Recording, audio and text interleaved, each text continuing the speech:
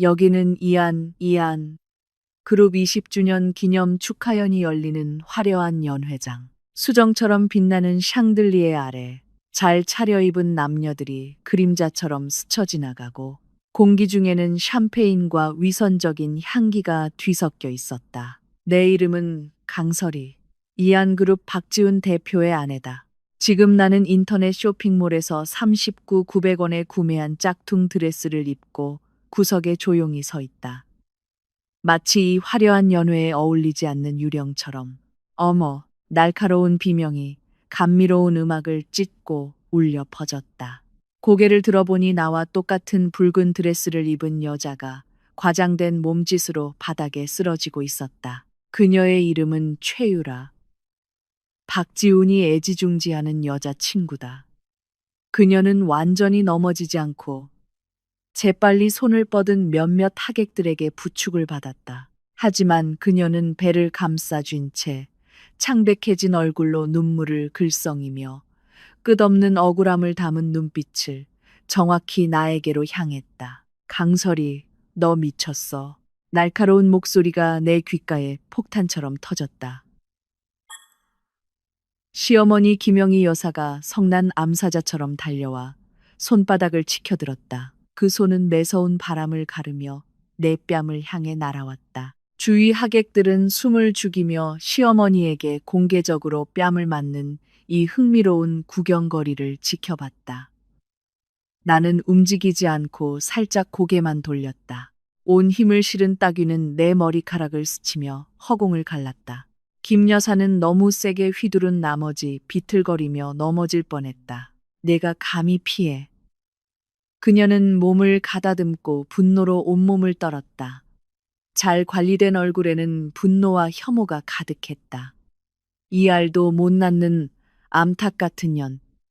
유라 뱃속에는 우리 박씨 가문의 귀한 대손이 들어있단 말이다. 개 털끝 하나라도 건드리면 네가 죽을 벗겨버릴 줄 알아. 대손.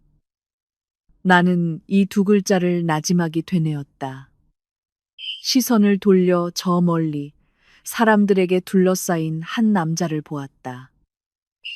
내 남편, 박지훈. 그는 몸에 잘 맞는 검은색 정장을 입고 늠름하고 잘생긴 모습이었지만 지금은 미간을 찌푸린 채 내가 3년 동안 봐왔던 그 특유의 짜증과 냉담함이 어린 눈으로 나를 보고 있었다. 이것이 내가 그에게 주는 마지막 기회였다. 그가 다가와 내 손을 잡고 나는 당신을 믿어라고 한마디만 해준다면 할아버지께서 과거에 입으셨던 목숨의 은혜를 위해 나는 더 참을 수 있었다. 하지만 그는 그저 그 자리에 서서 차갑게 나를 바라볼 뿐이었다. 얇은 입술이 열리며 내뱉은 말은 독을 바른 얼음 송곳처럼 내 마지막 남은 온기마저 단숨에 꿰뚫어 버렸다. 강설이, 유라 씨에게 사과해. 그의 목소리는 크지 않았지만 조용해진 연회장에서 모든 사람의 귀에 똑똑히 들렸다. 여기서 소란 피우지 마. 꼴 싸나우니까. 윙하는 소리와 함께 세상이 고요해지는 것 같았다. 동정하거나 고소해야 하는 하객들의 시선, 시어머니의 악독한 욕설, 최유라의 의기양양한 조롱이 모두 멀어져 갔다. 나는 내 마음속에서 무언가 산산조각 나는 소리만을 들었다. 3년의 결혼 생활, 3년의 인내, 3년의 헌신. 나는 서울 강씨 가문의 영예라는 신분을 버리고 나의 모든 빛을 감춘 채 가장 평범한 여자처럼 그를 위해 요리하고 그의 어머니에게 효도하며 집안의 모든 일을 돌봤다. 나는 이 3년의 시간이 사랑은 아닐지라도 정은 쌓였을 거라 생각했다. 하지만 내가 틀렸다.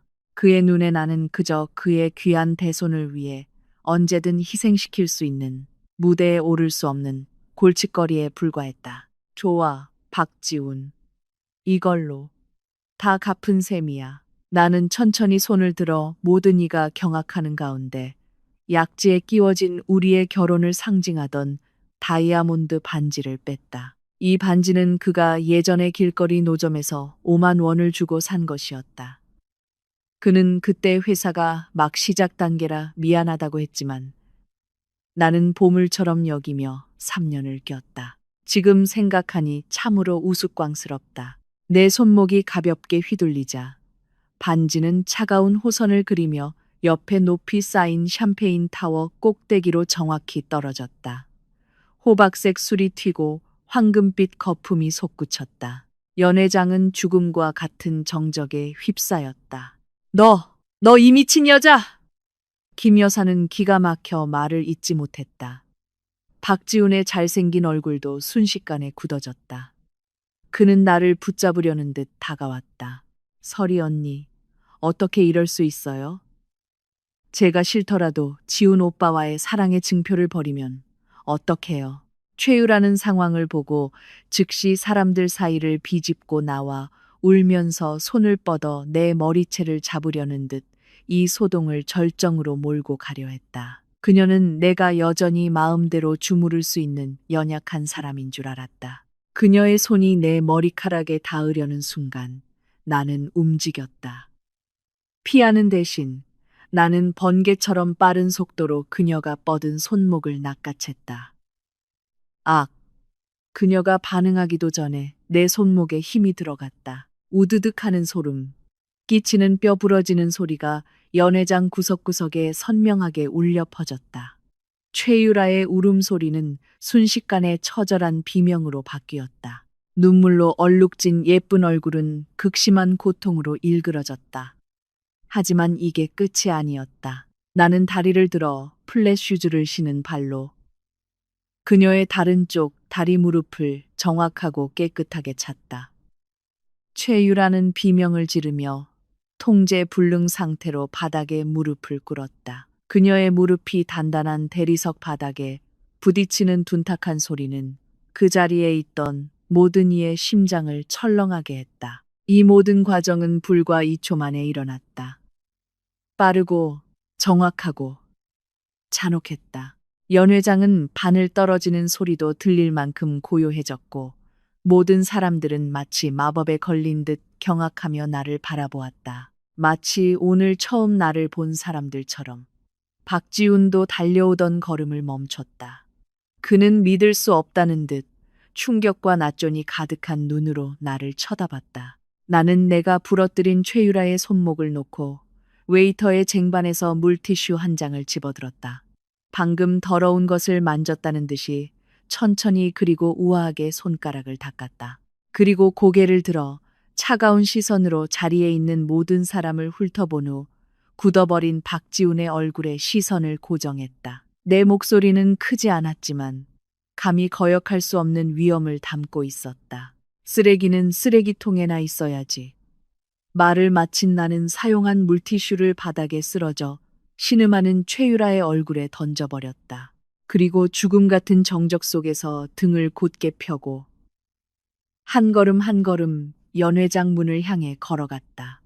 구두 소리가 이토록 청아하고 귀에 즐거웠던 적은 없었다. 폭풍의 서막, 진실의 그림자, 호텔의 화려한 문을 나서자 빗방울이 섞인 차가운 바람이 얼굴을 스치며 혼란스러웠던 머릿속을 맑게 해주었다. 폭우가 쏟아져 도시 전체가 물안개에 휩싸였다. 네온 불빛이 고인 물에 번져 현실과 환상의 경계를 흐릿하게 만들었다. 뒤에서 급한 발소리가 들렸다. 박지훈이 쫓아나온 것이다. 강설이. 그의 목소리에는 억눌린 분노가 담겨 있었다. 도대체 뭘 하려는 거야? 아직도 망신당한 게 부족해. 나는 걸음을 멈췄지만 돌아보지 않았다. 그는 내가 과거 수많은 다툼 끝에 그랬던 것처럼 비를 흠뻑 맞으며 벌벌 떨고 서 있다가 그가 차를 몰고 와 창문을 내리고 타라고 짜증 섞인 목소리로 말하면 순순히 차에 올라 집으로 돌아가 예전처럼 온순한 박 대표의 아내로 돌아갈 것이라 생각했을 것이다. 그는 언제나 그렇게 자신만만하고 오만했다. 집? 나는 마침내 돌아섰다. 비가 머리카락과 뺨을 적셨지만 개의치 않았다. 나는 그를 보며 비웃음을 지었다. 어느 집으로 돌아가라는 거죠? 첩이 당당하게 드나들고 시어머니가 위세를 떨며 남편은 차갑게 방관하는 그 집 말이군요. 박지훈 씨, 그런 집은 이제 필요 없어요.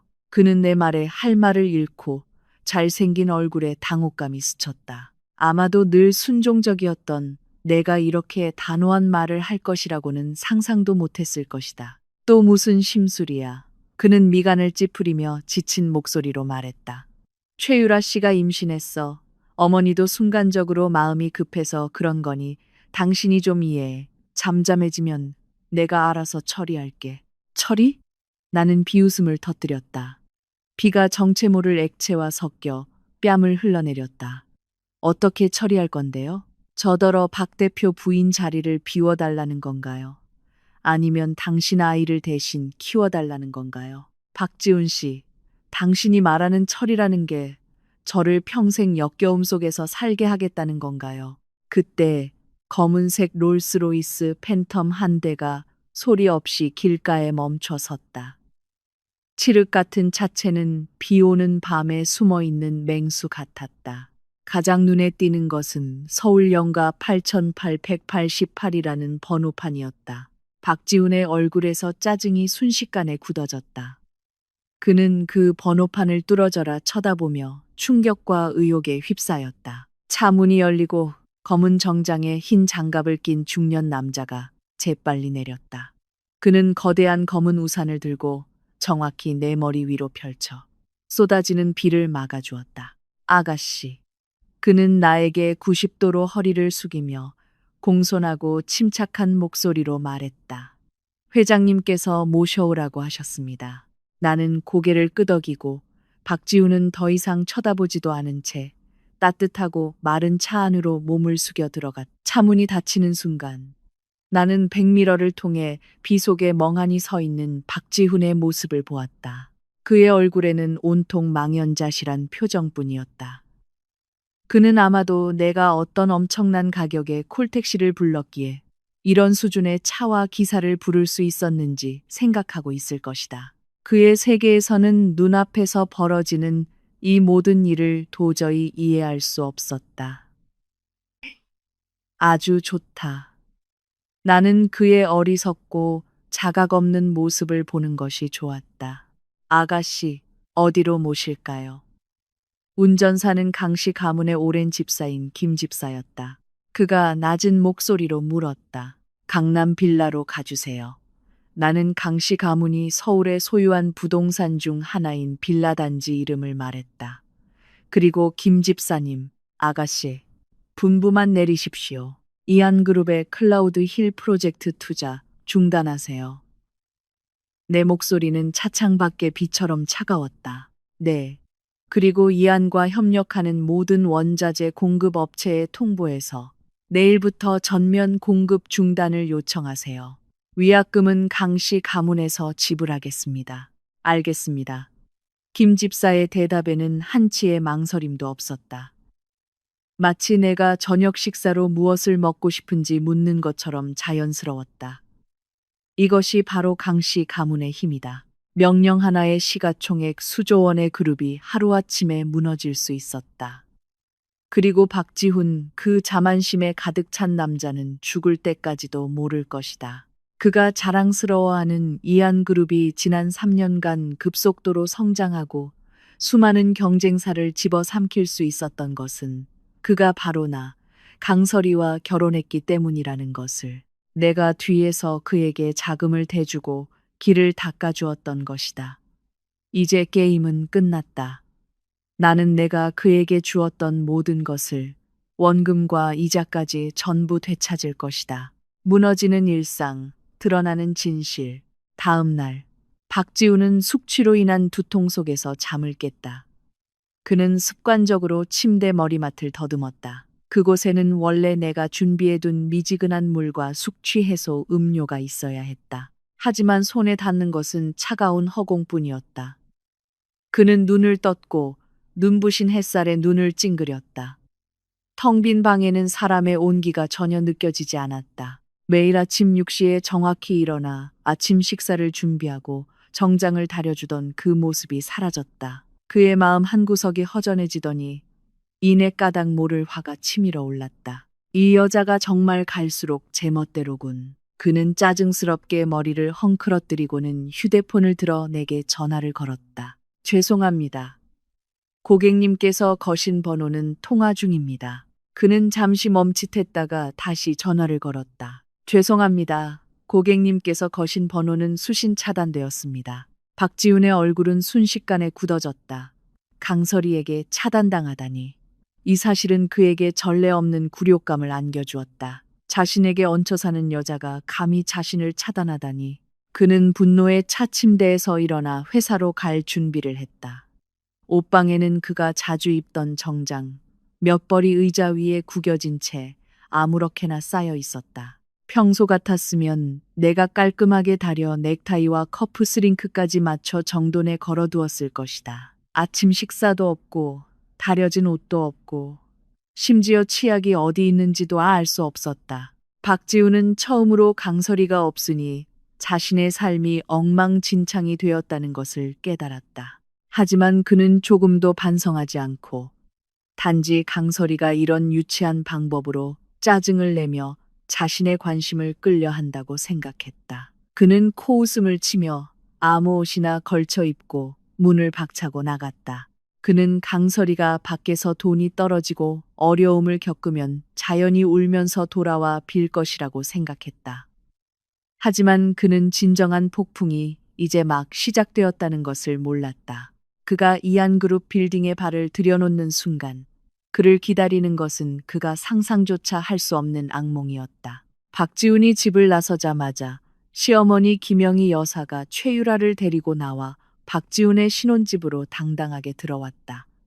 그 천안년 물건들 전부 다 내다 버려 하나도 남김없이 김 여사는 승리한 여왕처럼 하인들에게 손가락질하며 명령했다. 내가 직접 고른 커튼, 정성껏 가꾼 화초, 3년 동안 쓴 화장대가 하나씩 거칠게 옮겨져 별장 문 앞에 버려졌다. 마치 주인 없는 쓰레기 더미처럼. 최유라는 그 귀한 배를 내밀고 김 여사의 팔짱을 낀 채 의기양양하게 웃었다. 그녀는 내가 침대 머리맡에 둔 앨범을 집어들었다. 그 안에는 나와 박지훈이 찍은 몇 안 되는 사진이 있었다. 어머님, 보세요. 설이 언니 웃는 게 얼마나 가식적인지. 최유라는 애교 섞인 목소리로 말하며 사진 속 박지훈의 얼굴을 손가락으로 쓰다듬었다. 그녀의 눈에는 소유욕이 가득했다. 역시 지훈 오빠는 저랑 있을 때 가장 행복하게 웃어요. 그러면서 그녀는 자신의 가방에서 초음파 사진 한 장을 꺼내 자랑스럽게 김 여사에게 건넸다. 어머님, 보세요. 의사 선생님이 우리 아기 아주 건강하대요. 이 모양을 보니 80%는 아들이래요. 정말? 내 귀한 손주. 김 여사는 금세 환하게 웃으며 그 얇은 종이를 마치 세상에 둘도 없는 보물을 받들듯 조심스럽게 받아들었다. 유라야, 네가 정말 우리 박씨 가문의 1등 공신이다. 내 손주가 태어나면 지훈이더러 성대하게 너를 며느리로 맞이하라고 할게. 감사합니다, 어머님.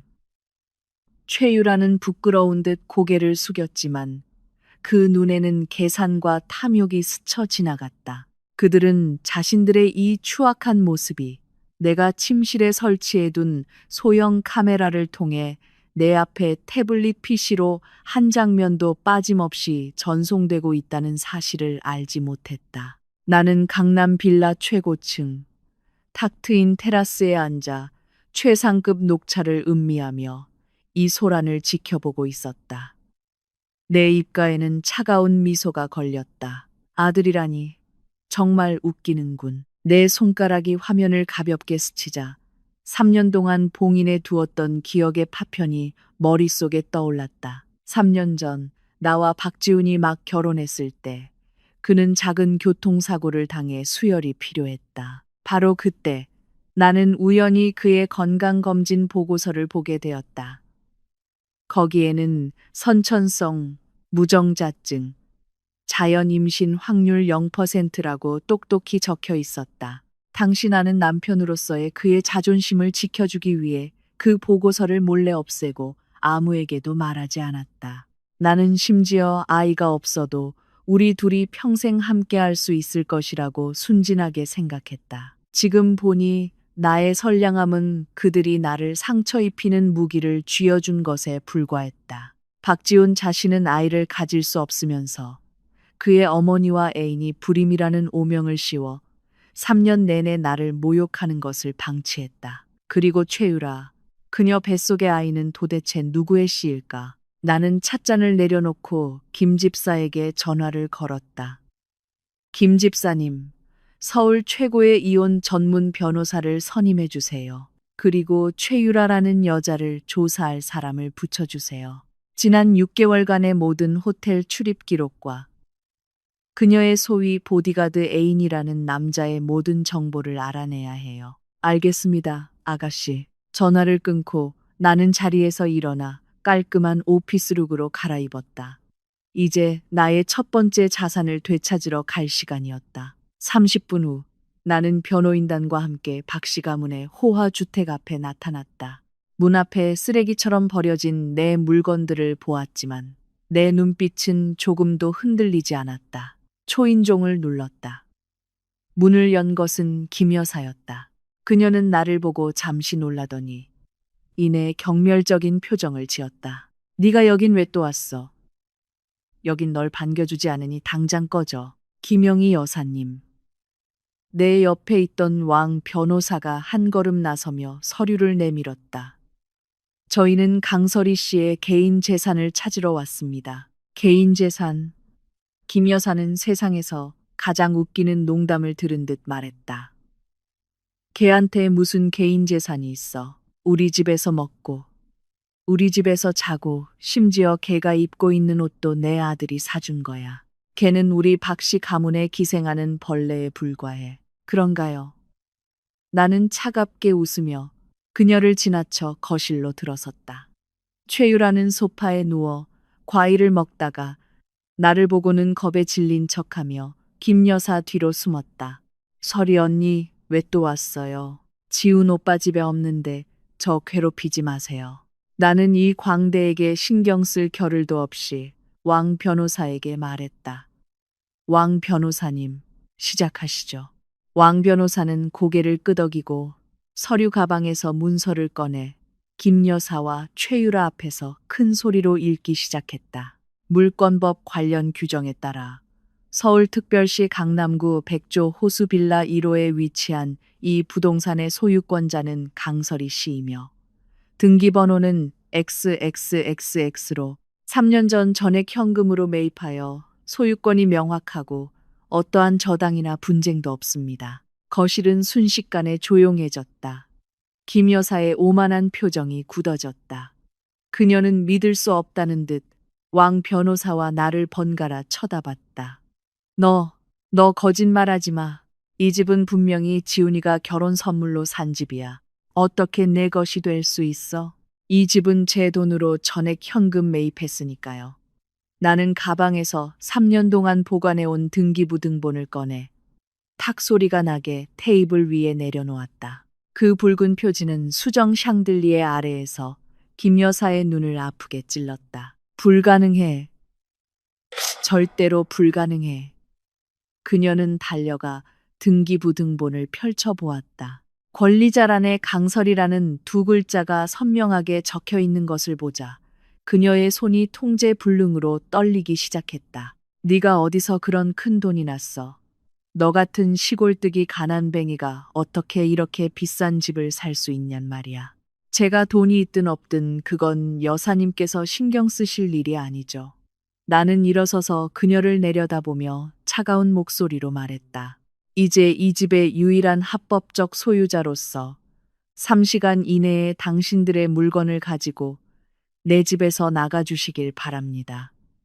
그렇지 않으면 나는 잠시 말을 멈추고 잔인한 미소를 지었다. 제 변호인단이 즉시 법원에 강제 집행을 신청할 겁니다. 아마 박씨 가문은 내일 뉴스 헤드라인이 이안그룹 대표와 모친 전처의 부동산 불법 점거로 법원에 의해 강제 퇴거가 되는 것을 원치 않으시겠죠. 네가 감히? 김 여사는 기가 막혀 입술을 떨었다. 제가 감히 하는지 못하는지 지켜보시죠. 나는 등기부등본을 챙겨 몸을 돌렸다. 왕 변호사님, 3시간 후에도 저들이 나가지 않으면 어떻게 해야 하는지 아시죠? 물론입니다. 강설이 대표님. 나는 문으로 걸어가다가 소파에서 이미 넋이 나간 최유라와 분노로 거의 쓰러질 지경인 김 여사를 돌아보았다. 마음에는 아무런 파문도 일지 않았다. 이것은 시작에 불과했다. 이제부터 나는 그들에게 절망이 무엇인지 조금씩 맛보게 해줄 것이다. 박지우는 골치 아픈 회의 중에 어머니 김영희 여사의 전화를 받았다. 지훈아, 빨리 돌아와. 그 천한 것 강설이가 미쳤어. 우리를 쫓아내려고 해. 전화기 너머 김 여사의 목소리는 흥분으로 갈라져 있었다. 어머니, 진정하세요. 누가 누굴 쫓아내요. 박지훈은 짜증스럽게 미간을 짚었다. 오늘 회사에 오자마자 온 세상이 뒤바뀐 것 같았다. 먼저 회사 최대 프로젝트인 클라우드 힐의 최대 투자자가 아무 이유 없이 갑자기 투자를 철회한다고 발표했다. 이어서 10년 넘게 협력해온 원자재 공급 업체들이 일제히 공급 중단을 선언했다. 막대한 위약금을 물더라도 협력을 중단하겠다는 것이었다. 은행의 대출 상환 독촉 전화는 마치 약속이나 한 듯이 연달아 걸려왔다. 불과 한나절 만에 이안그룹의 자금줄이 거의 끊길 지경이었다.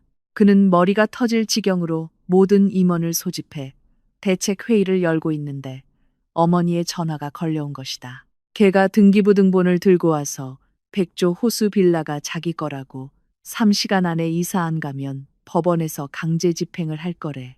지훈아, 빨리 어떻게 좀 해봐. 우리가 정말 쫓겨나면 박씨 가문 체면이 뭐가 되겠어. 등기부등본이 강설이거라고. 박지훈의 머릿속이 순간 하얘졌다. 그는 줄곧 그 빌라가 아버지가 남긴 유산이며 편의상 자기 명의로 등기했다가 결혼 후 강설이의 이름을 추가한 것이라고만 생각했다. 수백억 원짜리 호화주택이 강설이의 개인 재산일 것이라고는 꿈에도 생각하지 못했다. 그녀가 어디서 그런 돈이 났을까? 커다란 물음표가 머릿속에 떠올랐지만 곧 회사에 닥친 위기에 묻혀버렸다. 어머니 집 문제는 일단 놔두세요. 먼저 최유라 씨 데리고 호텔로 가 계세요. 회사에 급한 일이 생겨서 지금 바로 처리해야 해요. 그는 서둘러 전화를 끊고 다음 폭풍 속으로 뛰어들었다. 그는 본능적으로 회사가 겪는 이 모든 일이 비즈니스 경쟁자의 소행이라고 생각했다. 그는 이 일을 강설이와 전혀 연관짓지 않았다. 그의 고정관념 속에서 강설이는 그에게 의존해 살아가는 무능력한 가정주부에 불과했다. 그녀의 유일한 역할은 집안을 잘 돌봐 그가 뒷걱정 없이 일하게 하는 것이었다.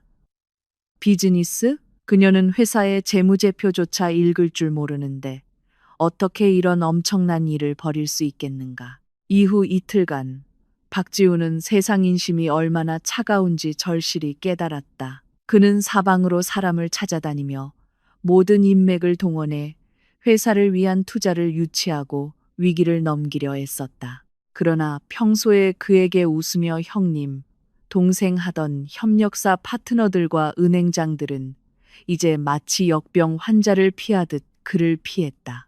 전화는 받지 않고 메시지에는 답이 없으며 약속은 비서가 온갖 핑계를 대며 거절했다. 서울 전체의 재계가 마치 하룻밤 사이에 그에게 모든 문을 닫아버린 것 같았다. 그는 보이지 않는 힘에 목이 졸려 아무리 발버둥 쳐도 숨을 쉴 수 없었다. 그가 절망에 빠져갈 무렵 한 소식이 들려왔다. 오늘 밤 서울 인터내셔널 호텔에서 최고급 비즈니스 파티가 열리는데 주최 측은 스위스의 저명한 사모은행이며 파티에는 미스터리한 거물 게스트가 참석한다는 것이었다. 바로 글로벌 최상위 투자은행인 JC그룹의 신임 아시아 태평양 지역 총괄 대표였다. 소문에 의하면 이 대표는 수백억 달러의 투자 자금을 운용하며 아시아에서 잠재력 있는 프로젝트를 찾고 있다고 했다.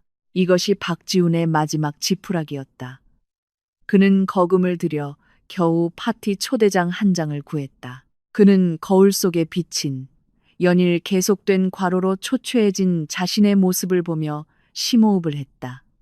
그는 넥타이를 바로잡고 억지로 자신감 있는 미소를 지었다. 성패는 여기에 달렸다. 자신의 협상력을 높이기 위해 그는 최유라까지 데려갔다. 최유라 뱃속의 귀한 대손이 그에게 행운을 가져다 줄지도 모른다는 생각에서였다. 최유라는 최신 샤넬 인부복 드레스를 입고 박지훈이 막 사준 다이아몬드 목걸이를 한 채 정성껏 치장했다.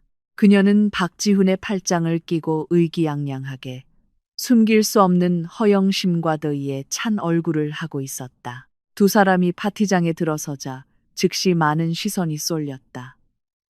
며칠 전 20주년 기념 파티에서의 소동은 이미 상류 사회 전체에 퍼져 있었기 때문이었다. 사람들은 박지훈 옆에 최유라를 보며 경멸과 구경거리라는 듯한 눈빛을 보냈다. 박지훈은 불쾌감을 억누르며 와인 잔을 들고 사람들 사이를 오가며 그 미스터리한 JC 그룹 대표를 찾았다. 문득 그의 시선이 홀 중앙의 한 뒷모습에 꽂혔다. 은색 정장을 깔끔하게 차려입은 한 여성이었다. 그녀는 서울에서 가장 영향력 있는 거물들에게 둘러싸여 있었고 모두가 겸손하고 아첨하는 듯한 미소를 짓고 있었다. 그 뒷모습이 너무나도 닮았다. 박지훈의 심장이 대슬듯이 닮았다. 그는 홀린 듯이 사람들을 해치고 그 뒷모습을 향해 달려갔다. 강설이 씨. 그는 시험 삼아 불러보았다. 그가 강설이라고 생각한 여성의 옆에 있던 보디가드들이 즉시 벽처럼 그의 앞을 가로막았다. 눈빛은 얼음장처럼 차가웠다. 사람들에게 둘러싸여 있던 여성이 천천히 돌아섰다. 그 얼굴을 확인한 순간 박지훈은 숨이 맺는 것 같았다. 강설이었다. 하지만 그가 알던 그 강설이가 아니었다. 눈앞의 여성은 익숙한 이목구비를 하고 있었지만 풍기는 분위기는 완전히 달라져 있었다. 그녀는 정교하고 날카로운 화장을 하고 있었고 눈빛은 차갑고 기품이 넘쳤다. 손짓 하나하나에 타고난 고귀함과 거리감이 묻어났다. 그녀는 마치 발 아래 개미들을 내려다보는 고고한 여왕 같았고 박지훈 자신은 그중 가장 비천한 개미였다. 그녀는 완전히 모르는 사람을 보듯 그를 쳐다보며 붉은 입술을 열었다. 목소리는 파티장의 얼음보다도 차가웠다. 박 대표님, 우리가 아는 사이였나요? 이 5마디는 마치 5번의 따귀처럼 박지훈의 뺨을 후려쳤다. 그는 그 자리에 얼어붙었고 머릿속은 하얘졌다. 어떻게 이럴 수가 있지? 매일 값싼면 원피스를 입고 몸에서 늘 음식 냄새가 나던 그 여자가 어떻게 이런 최고급 파티에 나타나 자신이 우러러봐야 할 거물들에게 둘러싸여 있을 수 있단 말인가. 분명 뭔가 잘못된 것이다. 설이 언니, 정말 언니예요? 최유라의 목소리가 어색한 정적을 깼다. 그녀는 앞으로 나서며 놀란 척 입을 가렸지만 눈에는 질투와 경멸이 넘쳐 흐를 듯했다. 그녀는 나를 위아래로 훑어보며 한눈에 봐도 고가인 은색 정장에 시선을 잠시 머물렀다. 그리고는 시큼한 목소리로 말했다. 설이 언니, 여긴 어쩐 일이에요? 여기 웨이트리스 유니폼이 꽤 독특하네요. 그녀는 일부러 나를 이곳에 몰래 들어온 웨이트리스 취급하며 공개적으로 망신을 주려 했다. 주위 사람들 사이에서 억지로 참는 듯한 웃음소리가 몇 번 들렸다. 박지훈의 얼굴도 조금 누그러졌다. 그래, 그게 합리적인 설명이지. 강설이가 그를 떠난 후 경제적 지원이 끊기자 웨이트리스 일을 할 수밖에 없었을 것이다. 그녀를 둘러싼 거물들은 아마도 그녀의 미모에 흑심을 품은 것이겠지. 그렇게 생각하자 그의 눈에는 순식간에 혐오와 경멸이 가득 찼다. 강설이, 여기서 창피하게 굴지 마. 그는 목소리를 낮춰 경고했다. 당장 나랑 돌아가. 나는 그의 그 당연하다는 듯한 태도를 보고 있자니 문득 웃음이 나왔다. 이 지경에 이르렀는데도 그는 여전히 자신의 인생을 통제할 수 있다고 생각하는 걸까? 나는 그를 무시했다. 아니, 눈길 한 번 줄 가치도 없었다. 나는 그저 손에 든 샴페인 잔을 가볍게 흔들며 옆에 서 있던 백발의 기품 있는 노인에게 말했다. 이 행장님, 오늘 파티 보아니 영 허술한 것 같네요. 어디서 굴러먹던 개나 고양이도 다 들어오고 말이에요. 이 행장님은 서울 최대 은행의 총재이자 오늘 밤 파티의 주최자였다. 그는 내 말을 듣자마자 이마에 식은땀이 송골송골 맺혔다. 그는 즉시 돌아서서 뒤에 있는 보안 책임자에게 소리쳤다. 이게 어떻게 된 일이야? 누가 이 두 사람을 들여보냈어? 당장 끌어내지 않고 뭐해? 네. 보안 책임자는 연신 고개를 숙였. 잠깐만요. 내가 나지막이 입을 열었다. 이 행장님은 즉시 긴장한 표정으로 나를 보며 공손하게 물었다. 아가씨, 또 분부하실 일이라도 있으십니까? 아가씨라는 한마디에 박지훈과 최유라의 얼굴이 다시 굳어졌다. 박지훈의 미간이 찌푸려졌다. 그는 이 행장님을 뚫어져라 쳐다보며 이해할 수 없다는 눈빛을 보냈다. 이 행장님이 어떤 사람인가? 서울 전체에서 막강한 영향력을 가진 인물인데 어째서 강설이에게 저토록 공손하단 말인가? 최유라도 상황이 이상하다는 것을 눈치챘지만 그녀의 머리로는 도저히 이해가 되지 않았다. 나는 와인잔을 들고 천천히 박지훈 앞으로 걸어갔다. 샴페인의 차가운 기운과 그의 몸에서 나는 짙은 향수 냄새가 섞여 역겨운 냄새를 만들어냈다. 박 대표님. 나는 그를 보며 장난기 어린 미소를 지었다. 최근에 그 클라우드 힐 프로젝트 때문에 사방으로 투자를 구하러 다니신다고 들었어요. 박지훈의 동공이 급격히 수축했다. 이 일은 회사의 1급 기밀인데 그녀가 어떻게 아는 거지? 무슨 말을 하고 싶은 거야? 그는 경계하며 나를 쳐다봤다. 나는 대답하지 않고 옆 웨이터의 쟁반에서 샴페인 한 잔을 더 들어 그에게 건넸다. 이걸 마셔요. 내 목소리는 가벼웠지만 거스를 수 없는 명령조였다. 이걸 마시면 이 행장님더러 500억 무이자 대출을 승인해달라고 하죠. 어때요? 500억 무이자 대출. 이 몇 마디는 마치 폭탄처럼 박지훈의 심장에 터졌다. 그에게 지금 가장 필요한 것은 돈이었다. 만약 이 500억이 있다면 이한그룹은 기사회생할 뿐만 아니라 한 단계 더 도약할 수 있었다. 그의 숨이 거칠어지고 눈에는 탐욕과 갈등이 가득 찼다. 그는 나와 옆에 이 행장님을 번갈아 보았다. 이 행장님은 그저 고개를 숙이고 내 처분만 기다리는 모습이었다. 그는 내가 하는 말이 사실이라는 것을 알았다. 내 말 한마디면 500억이 즉시 입금될 수 있었다. 왜요, 박 대표님? 나는 손에 든 샴페인 잔을 흔들었다. 술이 불빛 아래 매혹적인 광채를 뿜었다. 이 거래, 손해보는 장사는 아닌 것 같은데요. 옆에 있던 최유라도 조급해졌다. 그녀는 박지훈의 팔을 세게 밀며 재촉했다. 지훈 오빠, 뭘 망설여요. 빨리 마셔요. 500억이잖아요. 박지훈의 목을대가 위아래로 움직였다. 자존심과 이익이 그의 머릿속에서 격렬하게 싸웠다. 결국 이익이 자존심을 이겼다. 그는 손을 뻗어 떨리는 손으로 내가 든 샴페인 잔을 받으려 했다. 그의 손가락 끝이 잔에 닿으려는 순간 내 손목이 기울었다. 네르르륵 황금빛 샴페인 한 잔이 그의 머리 위로 한 방울도 남김없이 천천히 부어졌다. 차가운 술이 공들여 손질한 머리카락을 타고 흘러내려 잘생긴 얼굴을 지나 비싼 정장을 적셨다. 그는 마치 얼어붙은 조각상처럼 그 자리에 굳어버렸다. 파티장은 죽음과 같은 정적에 휩싸였다. 모두가 이 광경을 넋놓고 바라보며 숨쉬는 것조차 잊었다. 나는 빈잔을 웨이터의 쟁반에 아무렇게나 내려놓았다. 맑은 소리가 울렸다. 그리고는 실크 손수건을 꺼내 방금 더러운 것이라도 만진 듯 천천히 손을 닦았다. 나는 고개를 들어 엉망이 된 박지훈을 보며 한 글자 한 글자 또렷하게 말했다. 박지훈, 기억해. 내 술은 당신이 마실 수 있는 게 아니야. 말을 마친 나는 그를 더 이상 쳐다보지 않고 이 행장님에게 돌아섰다. 이 행장님, 이 두 사람을 은행과 서울의 모든 금융기관 블랙리스트에 올려주세요. 다시는 어떤 공식적인 자리에서도 보고 싶지 않네요. 네, 아가씨. 즉시 처리하겠습니다.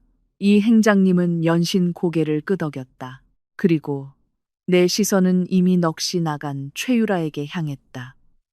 그녀의 하얀 샤넬 인부복 드레스에 샴페인이 몇 방울 튀어 유난히 눈에 거슬렸다. 샤넬 측에도 통보하세요. 이 최유라라는 아가씨는 앞으로 그 브랜드의 어떤 제품도 가질 자격이 없다고. 알겠습니다, 아가씨. 모든 것을 마친 나는 흥미가 떨어졌다.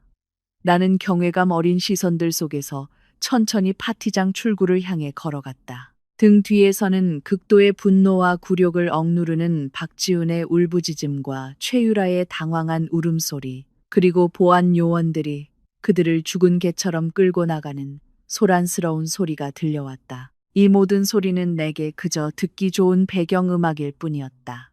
박지훈, 이게 끝이라고 생각했나?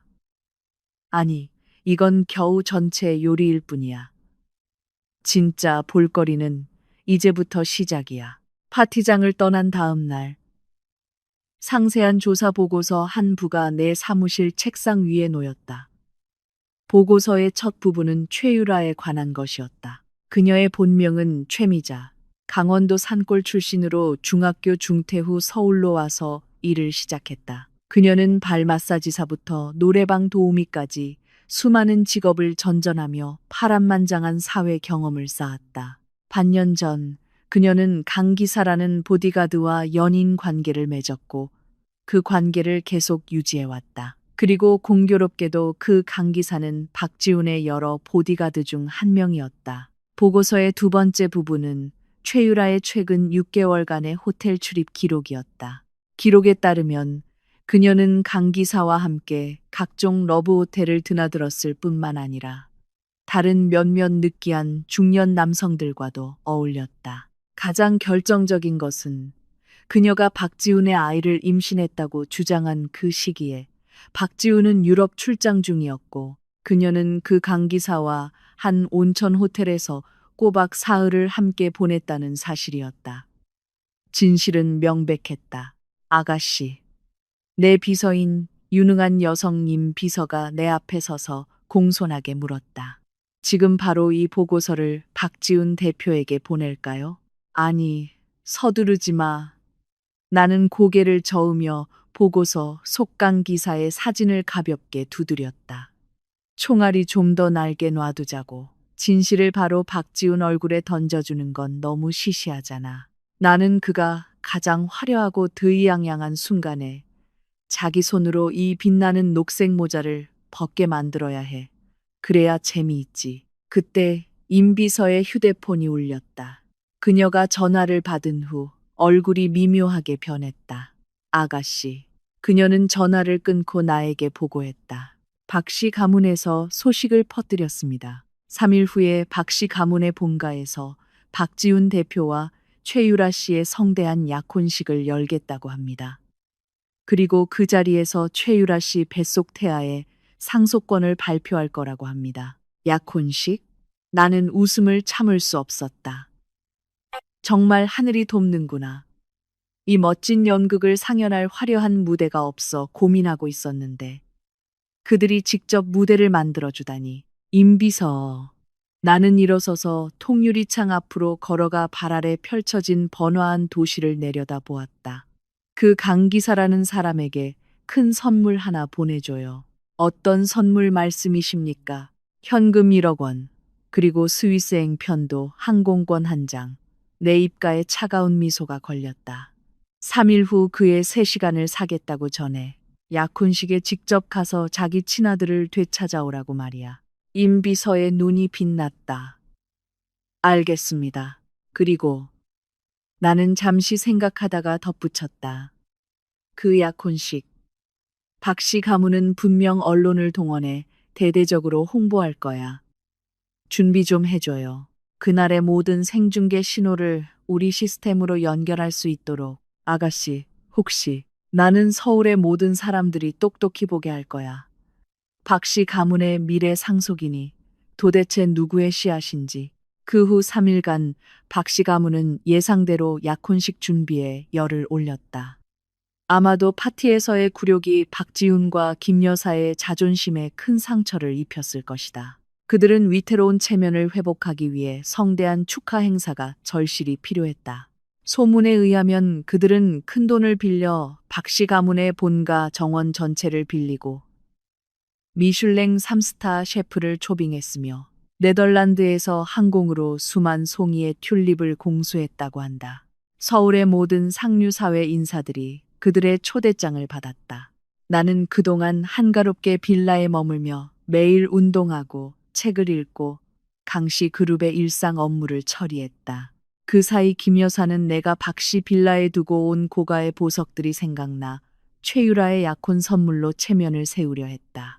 그녀는 신나게 사람들을 데리고 금고를 열러 갔지만 내가 3년 동안 사용했던 그 금고 안은 텅 비어 있었다. 수억 원 가치의 보석과 명품 시계, 골동품 서화가 모두 감쪽같이 사라진 것이다. 금고맨 아래에는 종이 한 장만이 덩그러니 놓여 있었다. 거기에는 내가 직접 쓴 두 글자가 있었다. 꿈깨. 김 여사는 그 쪽지를 보고는 화가 나서 그 자리에서 금고를 부쉈고 심장병까지 도져 병원으로 실려가 응급처치를 받았다고 한다. 이 소식을 들었을 때 나는 정원의 장미를 손질하고 있었다. 가장 화려하게 핀 붉은 장미 한 송이를 잘라 코끝에 대고 그 짙은 향기를 맡았다. 마치 피 냄새 같았다. 김영희, 박지훈, 최유라. 당신들의 죗값은 하나도 빠짐없이 치르게 될 거야. 3일의 시간은 눈 깜짝할 사이에 지나갔다. 약혼식 당일 밤 박씨 가문의 본가는 불야성을 이루었고 하객들로 인산인해를 이루었다. 고급 차들이 산길을 거의 가득 메웠다. 박지훈은 흰색 정장을 입고 머리를 한 올에 흐트러짐 없이 빗어 넘겼으며 얼굴에는 정중한 미소를 띤 채 도착하는 하객들과 일일이 인사를 나눴다. 회사는 위태로웠지만 그는 여전히 재벌 총수로서의 체면을 잃지 않으려 애썼다. 최유라는 마치 자랑스러운 공작처럼 고가의 맞춤 웨딩드레스를 입고 6개월 된 배를 내밀었다. 그녀의 얼굴에는 재벌가에 입성하기 직전인 승리자의 미소가 가득했다. 김 여사도 화려한 치파오로 갈아입고 활기찬 모습이었다. 며칠 전 병원에 실려갔던 사람이 아닌 것 같았다.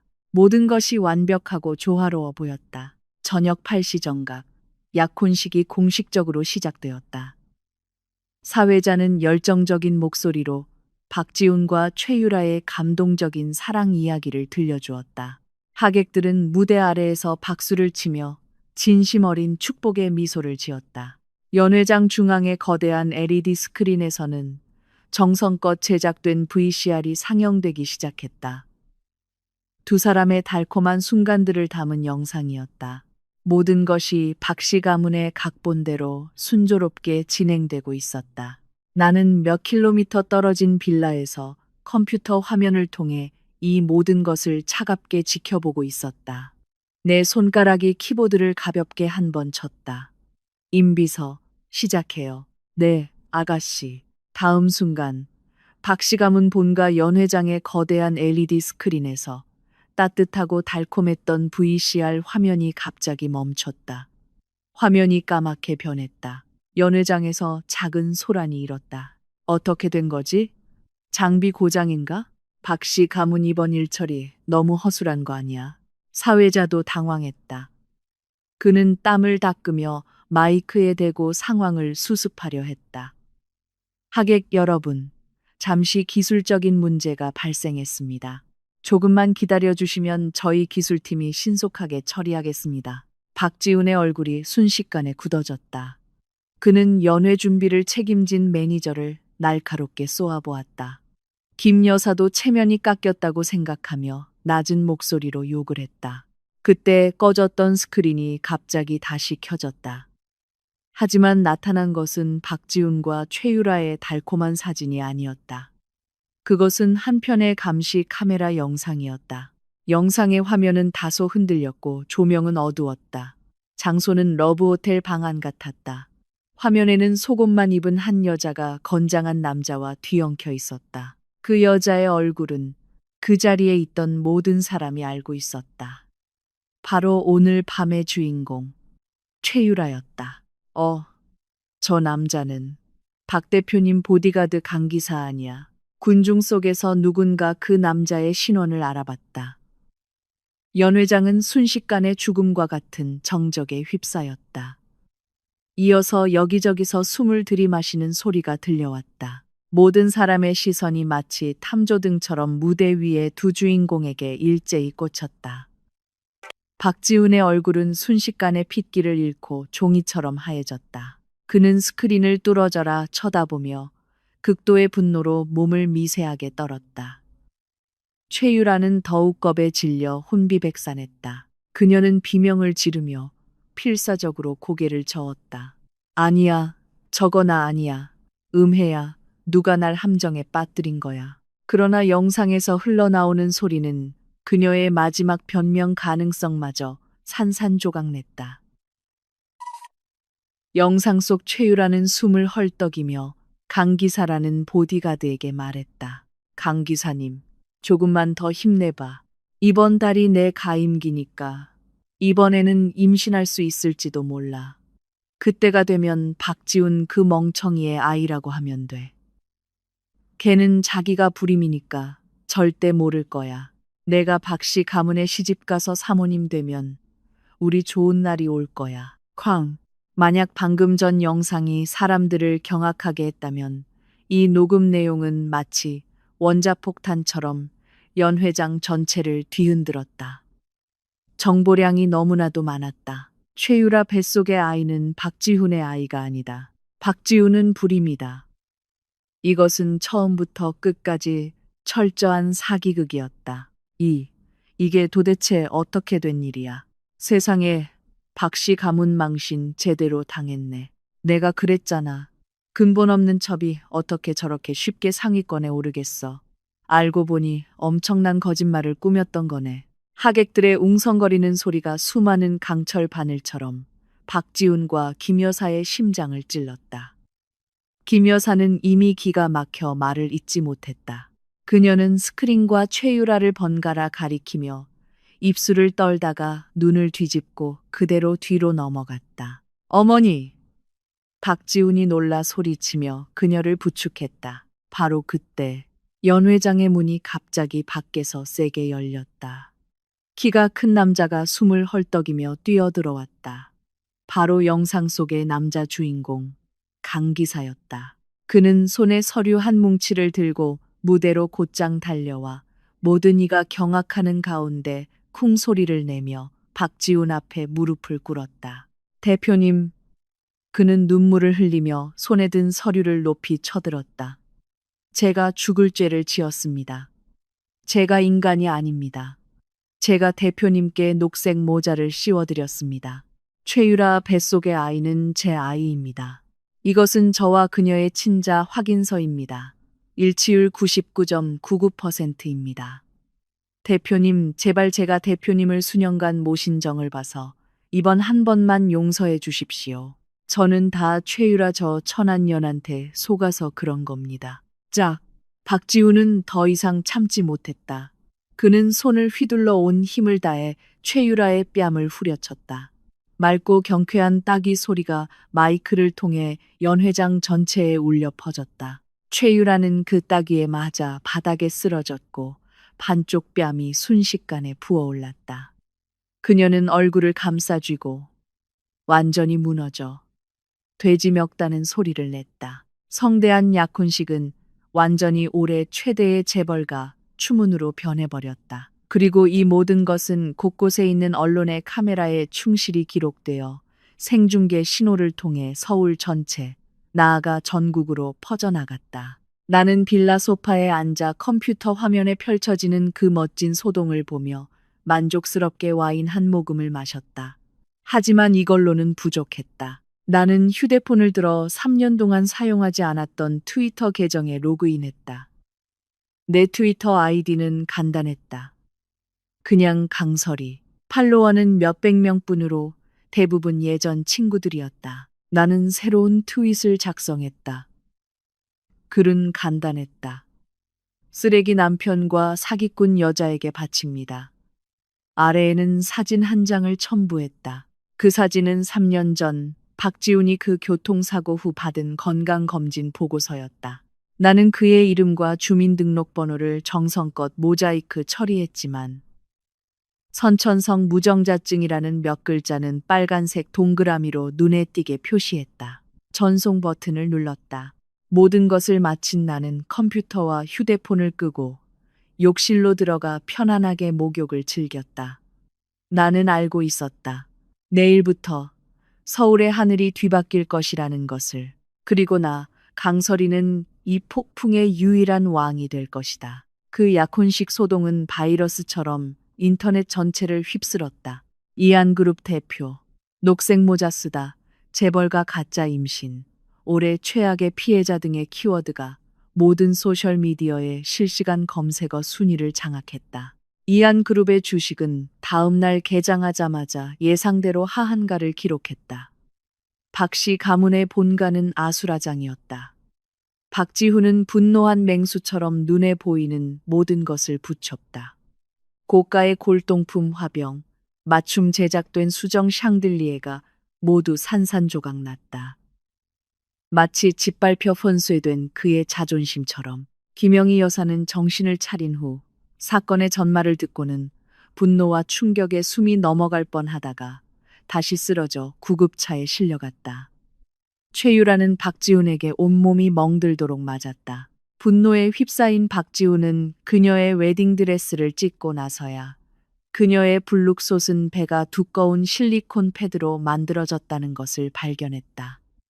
그녀는 임신하지 않았던 것이다. 아니, 어쩌면 강기사의 아이를 임신했었지만 활동의 편의를 위해 이미 몰래 낙태했을지도 모른다. 처음부터 끝까지 이것은 치밀하게 계획된 사기극이었다. 박지훈은 바닥에 쓰러져 신음하는 최유라를 보며 눈에는 한치의 연민도 없이 오직 끝없는 혐오와 살해만이 가득했다. 그는 사람을 시켜 그녀와 보디가드 강기사를 죽은 개 2마리처럼 박씨 가문에서 내쫓았다. 이 두 사람은 이로써 명예가 실추되고 서울 상류 사회에서 완전히 사라졌다. 모든 것을 처리한 후 박지훈은 엉망이 된 거실에 홀로 앉아 밤늦도록 있었다. 그는 내가 올린 트위터와 그 눈에 거슬리는 진단 보고서를 떠올렸다. 다음 날 그는 넋이 나간 채 서울 최고의 남성 전문 병원을 찾아가 정밀 검사를 받았다. 의사가 3년 전 그 보고서와 똑같은 결과가 적힌 진단서를 그의 앞에 놓았을 때 그는 완전히 무너졌다. 결국 바보는 자기 자신이었다. 그가 말하던 귀한 대소는 천하의 웃음거리였다. 그가 나를 공격하고 모욕하는 데 사용했던 가장 강력한 무기인 불임은 사실 문제가 자기 자신에게 있었다. 그리고 그가 혐오하고 그의 어머니가 3년 내내 저주했던 그 여자는 묵묵히 그를 대신해 이 비밀을 짊어지고 있었던 것이다. 3년 동안 무엇을 위해서? 그의 그 가소롭고 연약한 자존심을 지켜주기 위해서. 거대하고 뒤늦은 후회가 해일처럼 그를 덮쳤다. 그는 지난 3년간의 일들을 떠올렸다. 매일 아침 내가 준비해주던 아침 식사, 내가 다려주던 모든 셔츠, 내가 아플 때 정성껏 돌봐주던 모습, 그의 어머니가 나를 괴롭힐 때 꿋꿋하고 인내하던 그 눈빛. 그는 깨달았다. 자신이 잃어버린 것은 이 세상에서 유일하게 자신을 진심으로 아까 사랑하고 보호해주던 사람이었다는 것을. 그는 미친 듯이 병원을 뛰쳐나와 차를 몰고 내가 있는 강남 빌라 단지로 향했다. 그는 내가 정확히 어느 동에 사는지 몰라 머리 없는 파리처럼 거대한 빌라 단지를 빙빙 돌며 찾아다녔다. 마침내 그는 기억 속의 그 서울 연가 8888 롤스로이스를 보고 내 거처를 찾아냈다. 그는 문으로 달려가 미친 듯이 초인종을 눌렀다. 설희 씨, 강설희 씨, 문 좀 열어줘. 내가 잘못했어. 나와서 나 좀 만나줘. 우리 얘기 좀 해. 그의 목소리는 쉬어 있었고 울음이 섞여 있었다. 예전의 당당함은 온데간데 없었다. 나는 그때 2층 서재에서 책을 읽고 있었다. 감시 카메라를 통해 문 앞에서 미친 사람처럼 구는 그 남자를 차갑게 바라보았다. 눈에는 아무런 감정도 없었다.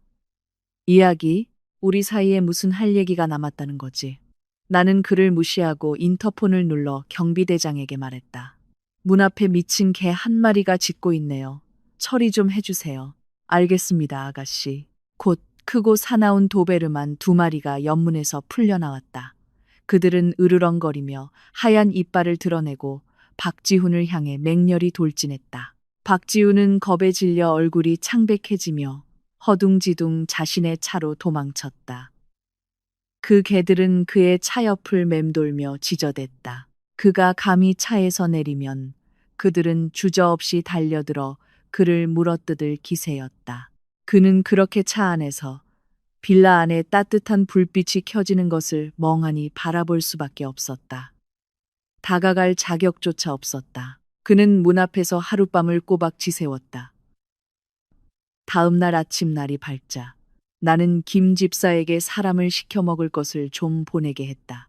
그를 위한 것이 아니라 밤새 충실하게 자리를 지킨 그 도베르만 2마리를 위한 것이었다. 박지우는 경호원이 최상급 스테이크를 개밥 그릇에 담아주는 것을 보았다. 자신은 굶주리고 엉망인 모습인데 그는 마침내 나와 그 사이에는 넘을 수 없는 거대한 벽이 있다는 것을 깨달았다. 그는 힘없이 차에 시동을 걸고 떠났다. 그는 이것이 이미 지옥이라고 생각했지만 진정한 절망은 아직 그를 기다리고 있다는 것을 몰랐다. 그는 자신이 자세를 낮추고 애원하면 내가 언젠가는 마음이 약해질 것이라고 생각했다.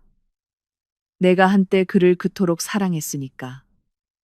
하지만 그는 틀렸다. 한 여자가 실망을 충분히 쌓아 마음이 완전히 죽어버리면 그녀의 마음은 세상에서 가장 단단한 돌보다도 차가워진다. 박지훈의 애원과 참회는 내게 아무런 의미도 없었다. 나는 계획대로 내 일을 계속 진행했다. 약혼식의 추문은 박씨 가문의 명성을 무너뜨렸을 뿐이다. 내가 원하는 것은 나에게 끝없는 굴욕을 안겨준 이 박씨 가문이 서울에서 완전히 사라지는 것이었다. 내 지시에 따라 강씨 그룹 산하의 몇몇 투자 회사가 암암리의 이안그룹의 주식을 공매도하기 시작했다. 동시에 나는 임비서에게 이안그룹에 인수합병되어 원한을 품고 있던 모든 경쟁사들과 접촉하게 했다. 그들에게 자금과 채널을 제공하여 이안에 대한 반격을 시작하게 했다. 순식간에 이안그룹은 사면초가에 빠졌다. 내후에완 주가는 계속 하한가를 기록했고 부정적인 뉴스가 끊이지 않았으며 협력 프로젝트는 줄줄이 무산되고 핵심 기술 인력들은 고액 연봉에 스카우트되었다. 한때 서울에서 화려했던 이 거대 기업은 이제 마치 1000개의 구멍이 뚫린 낡은 배처럼 거센 폭풍우 속에서 흔들리며 언제든 전복될 위험에 처해 있었다. 박지우는 동분서주했지만 속수무책이었다. 그가 자랑스러워하던 비즈니스 재능은 나의 절대적인 자본력 앞에서 너무나도 초라해 보였다.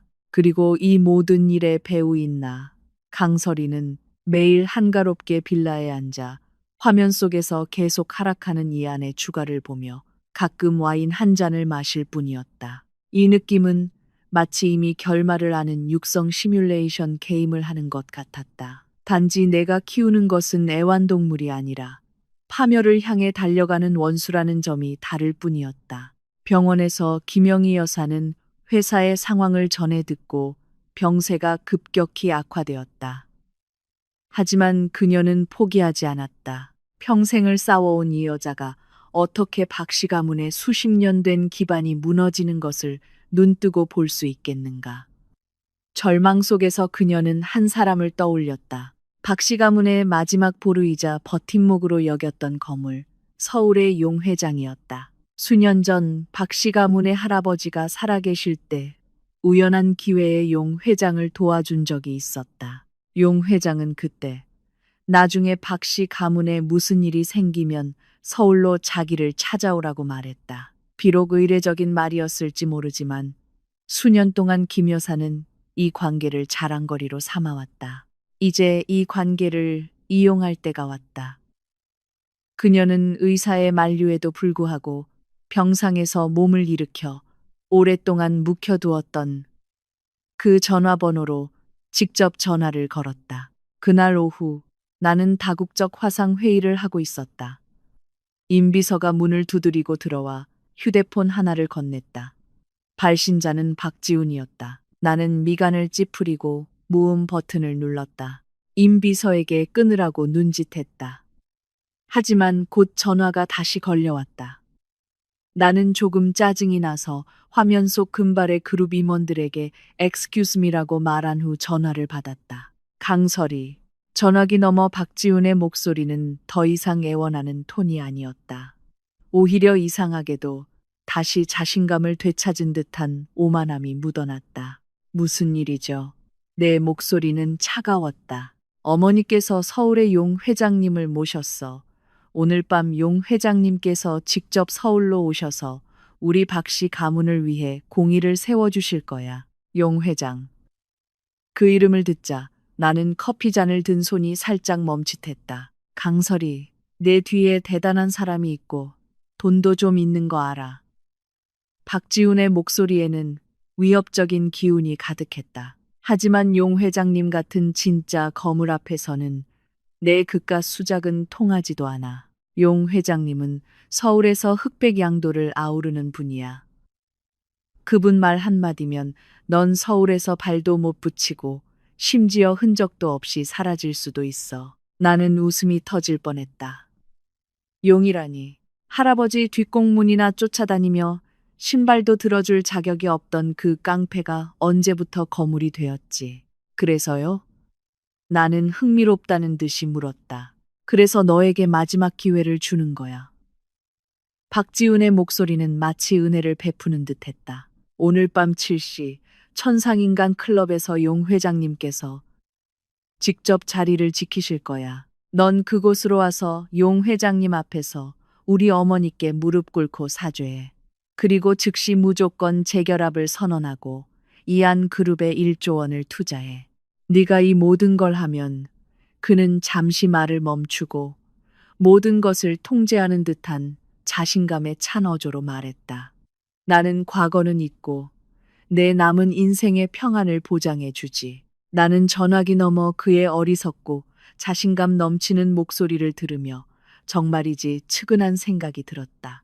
사람이 얼마나 무지해야 저렇게 오만할 수 있을까? 만약 제가 안 가면요. 내가 담담하게 물었다. 안 간다고. 박지훈이 차갑게 웃었다. 그럼 용 회장님의 무서운 분노를 기다리기나 해.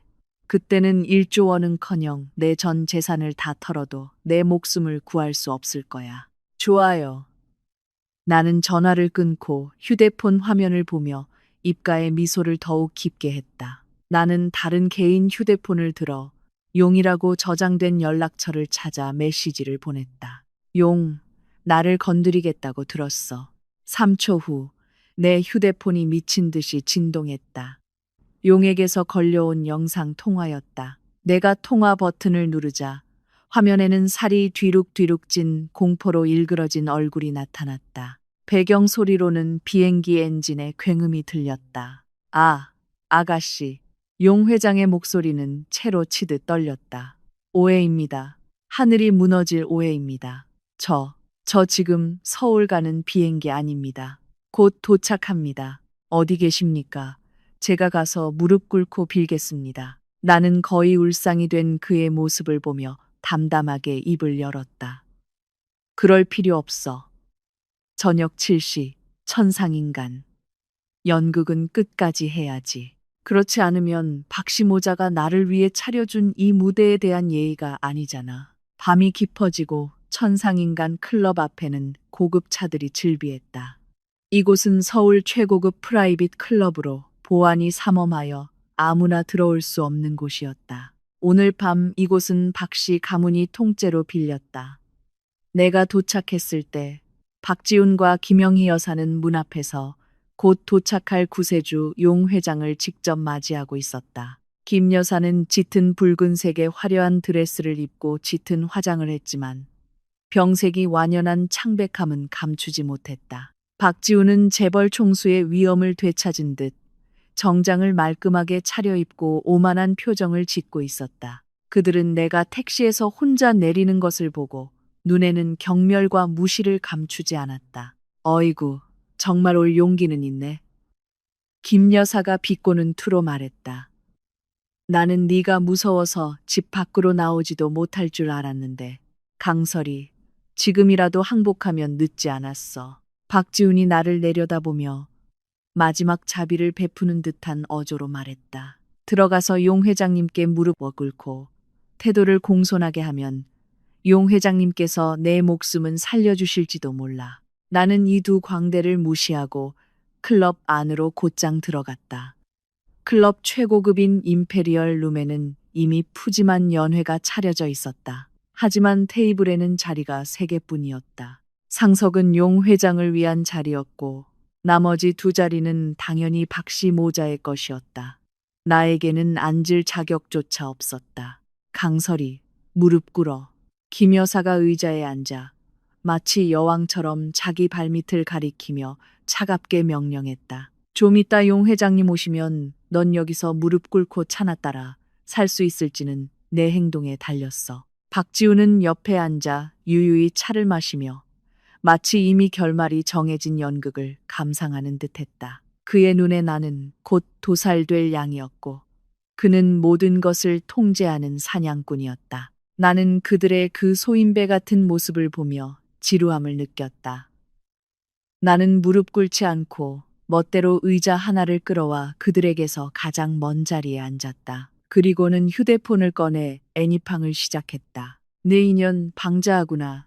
김 여사가 화가 나서 테이블을 쳤다. 바로 그때 룸의 문이 밖에서 쾅 소리를 내며 세게 열렸다. 건장한 체격에 살이 뒤룩뒤룩 찌고 목에 굵은 금목걸이를 건 남자가 10대 명의 검은 옷을 입은 보디가드들을 데리고 위풍당당하게 들어왔다. 바로 용 회장이었다. 박씨 모자는 그를 보자마자 구세주를 만난 듯 아첨하며 맞이했다. 용 회장님, 드디어 오셨군요. 저희 좀 도와주십시오. 김 여사가 나를 가리키며 악담을 퍼붓기 시작했다. 바로 이 천안년입니다. 우리 박씨 가문을 파산 직전으로 몰아넣었을 뿐만 아니라 하늘 무서운 줄 모르고 회장님을 안중에도 두지 않습니다. 박지훈도 거들었다. 용 회장님, 이 여자는 마음이 악독하고 수단이 잔인합니다. 오늘 회장님을 모신 것은 회장님께서 나서서 이 여자를 호되게 가르쳐 서울에서 누가 진짜 주인인지 알게 해달라는 뜻입니다.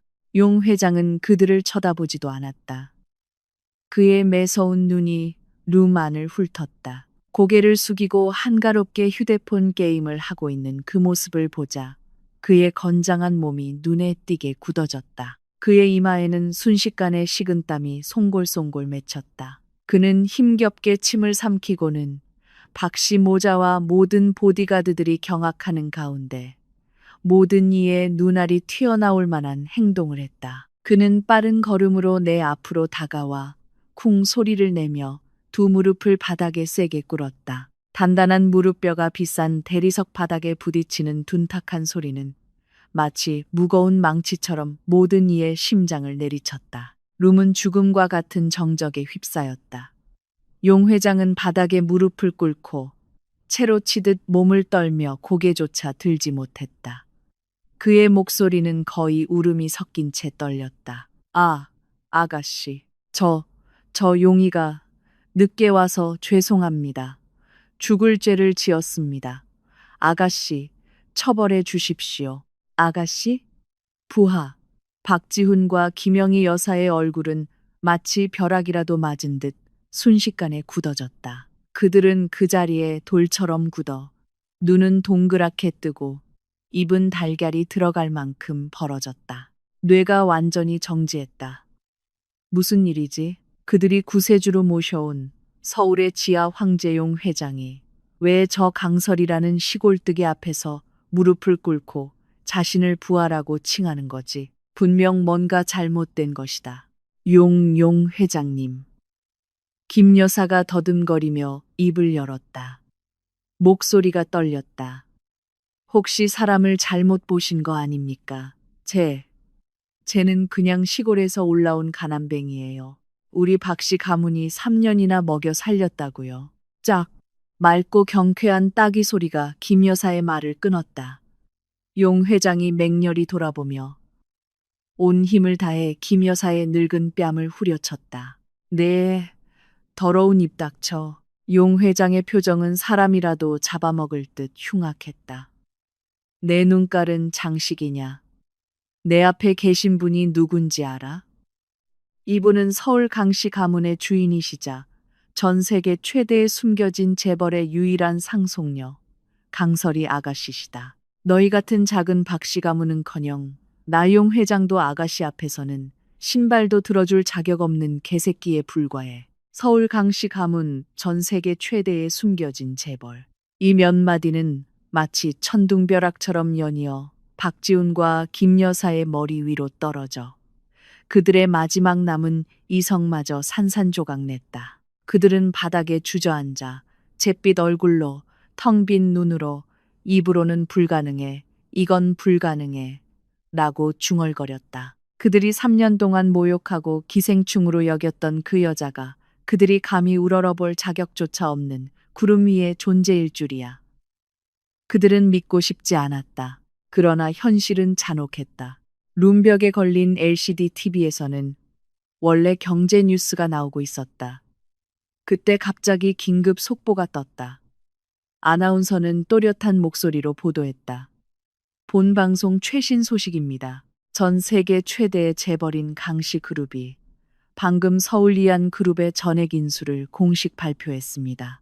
강씨 그룹은 이안 그룹에 대해 전면적인 파산 구조 조정을 진행할 예정이며 기존 이안 그룹 회장 박지훈 씨는 이사회에서 모든 직위가 해제되었습니다. 뉴스 화면에는 강씨 그룹의 고귀하고 신비로운 문장이 나타났다.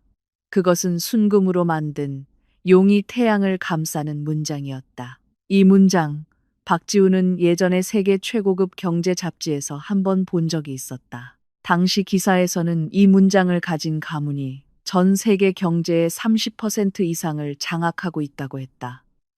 그리고 지금 그 문장이 내 은색 정장 옷깃에 조용히 달려 있었다. 컥! 김 여사는 더 이상 연이은 충격을 견디지 못하고 피를 한 모금 토하며 완전히 정신을 잃었다. 박지훈은 마치 뼈와 힘이 모두 빠져나간 듯 바닥에 주저앉아 넋나간 눈으로 나를 쳐다보았다.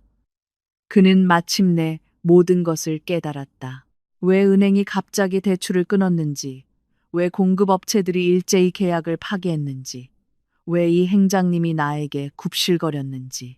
그가 자랑스러워하던 비즈니스 제국, 그가 자만하던 비즈니스 수완이 내 눈에는 언제든 부숴버릴 수 있는 값싼 장난감에 불과했다는 것을, 지난 3년간 진짜 웃음거리는 바로 자기 자신이었다는 것을 나는 마침내 애니팡 마지막 판을 깨고 휴대폰을 집어넣었다.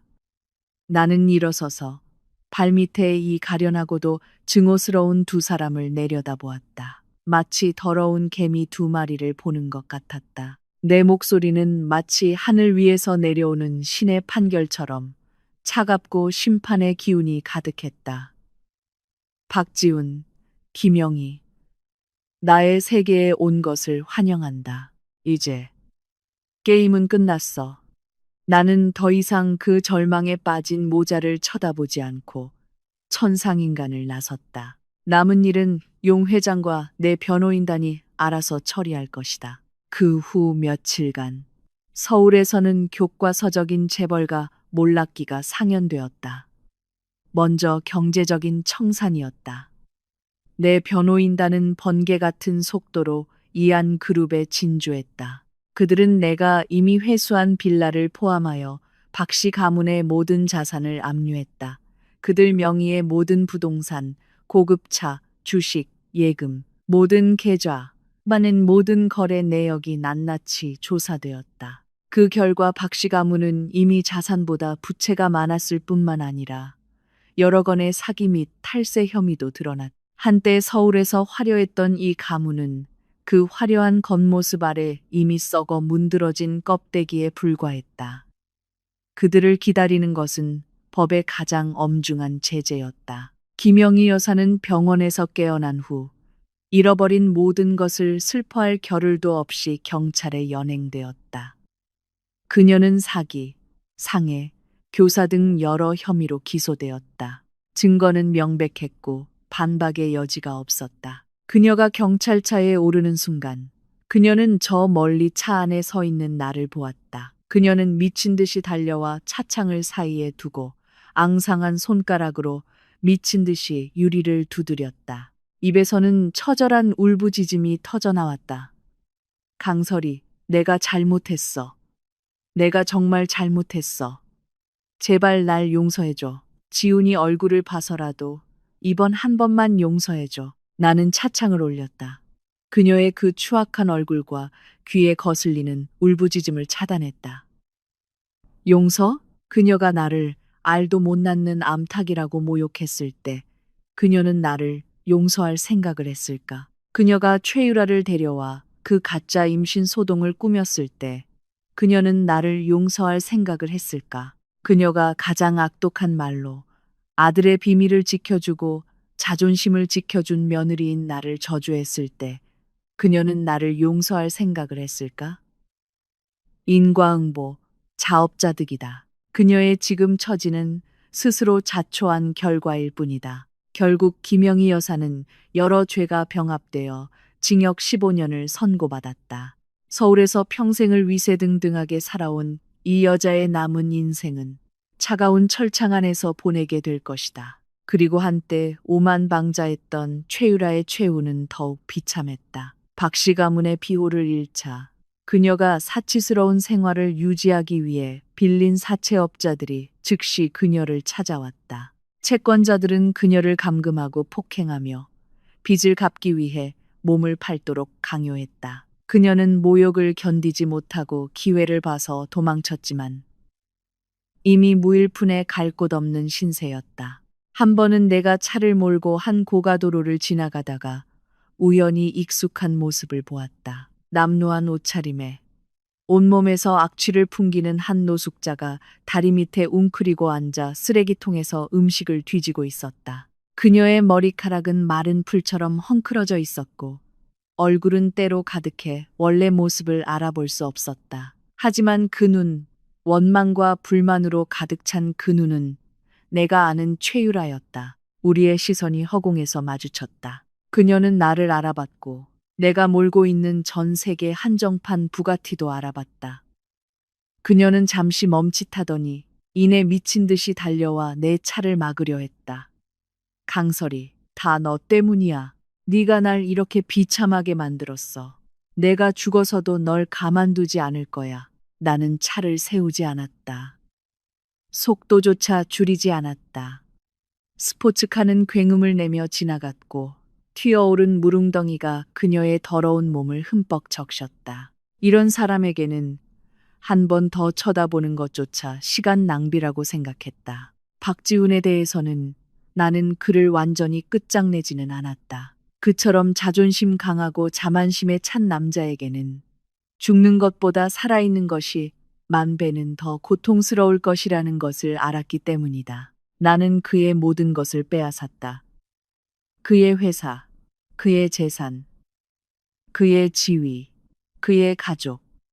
나는 그를 구름 위에서 진흙탕으로 떨어뜨렸다. 그에게 아무것도 없는 것, 짓밟히는 것이 어떤 것인지 직접 체험하게 했다. 이것이야말로 그에 대한 나의 가장 잔인한 복수였다. 나는 강남 빌라 최고층 테라스에 앉아 있었다.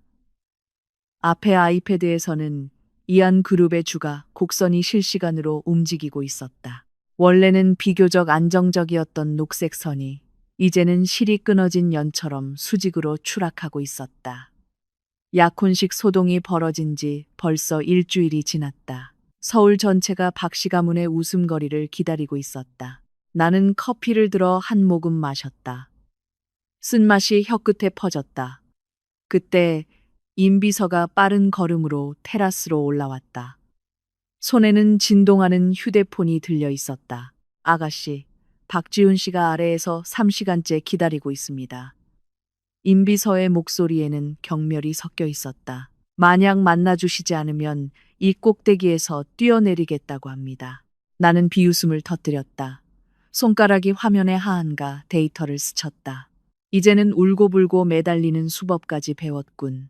들여보내. 이 지경까지 왔는데 또 어떤 시나리오를 짜왔는지 나도 궁금하네.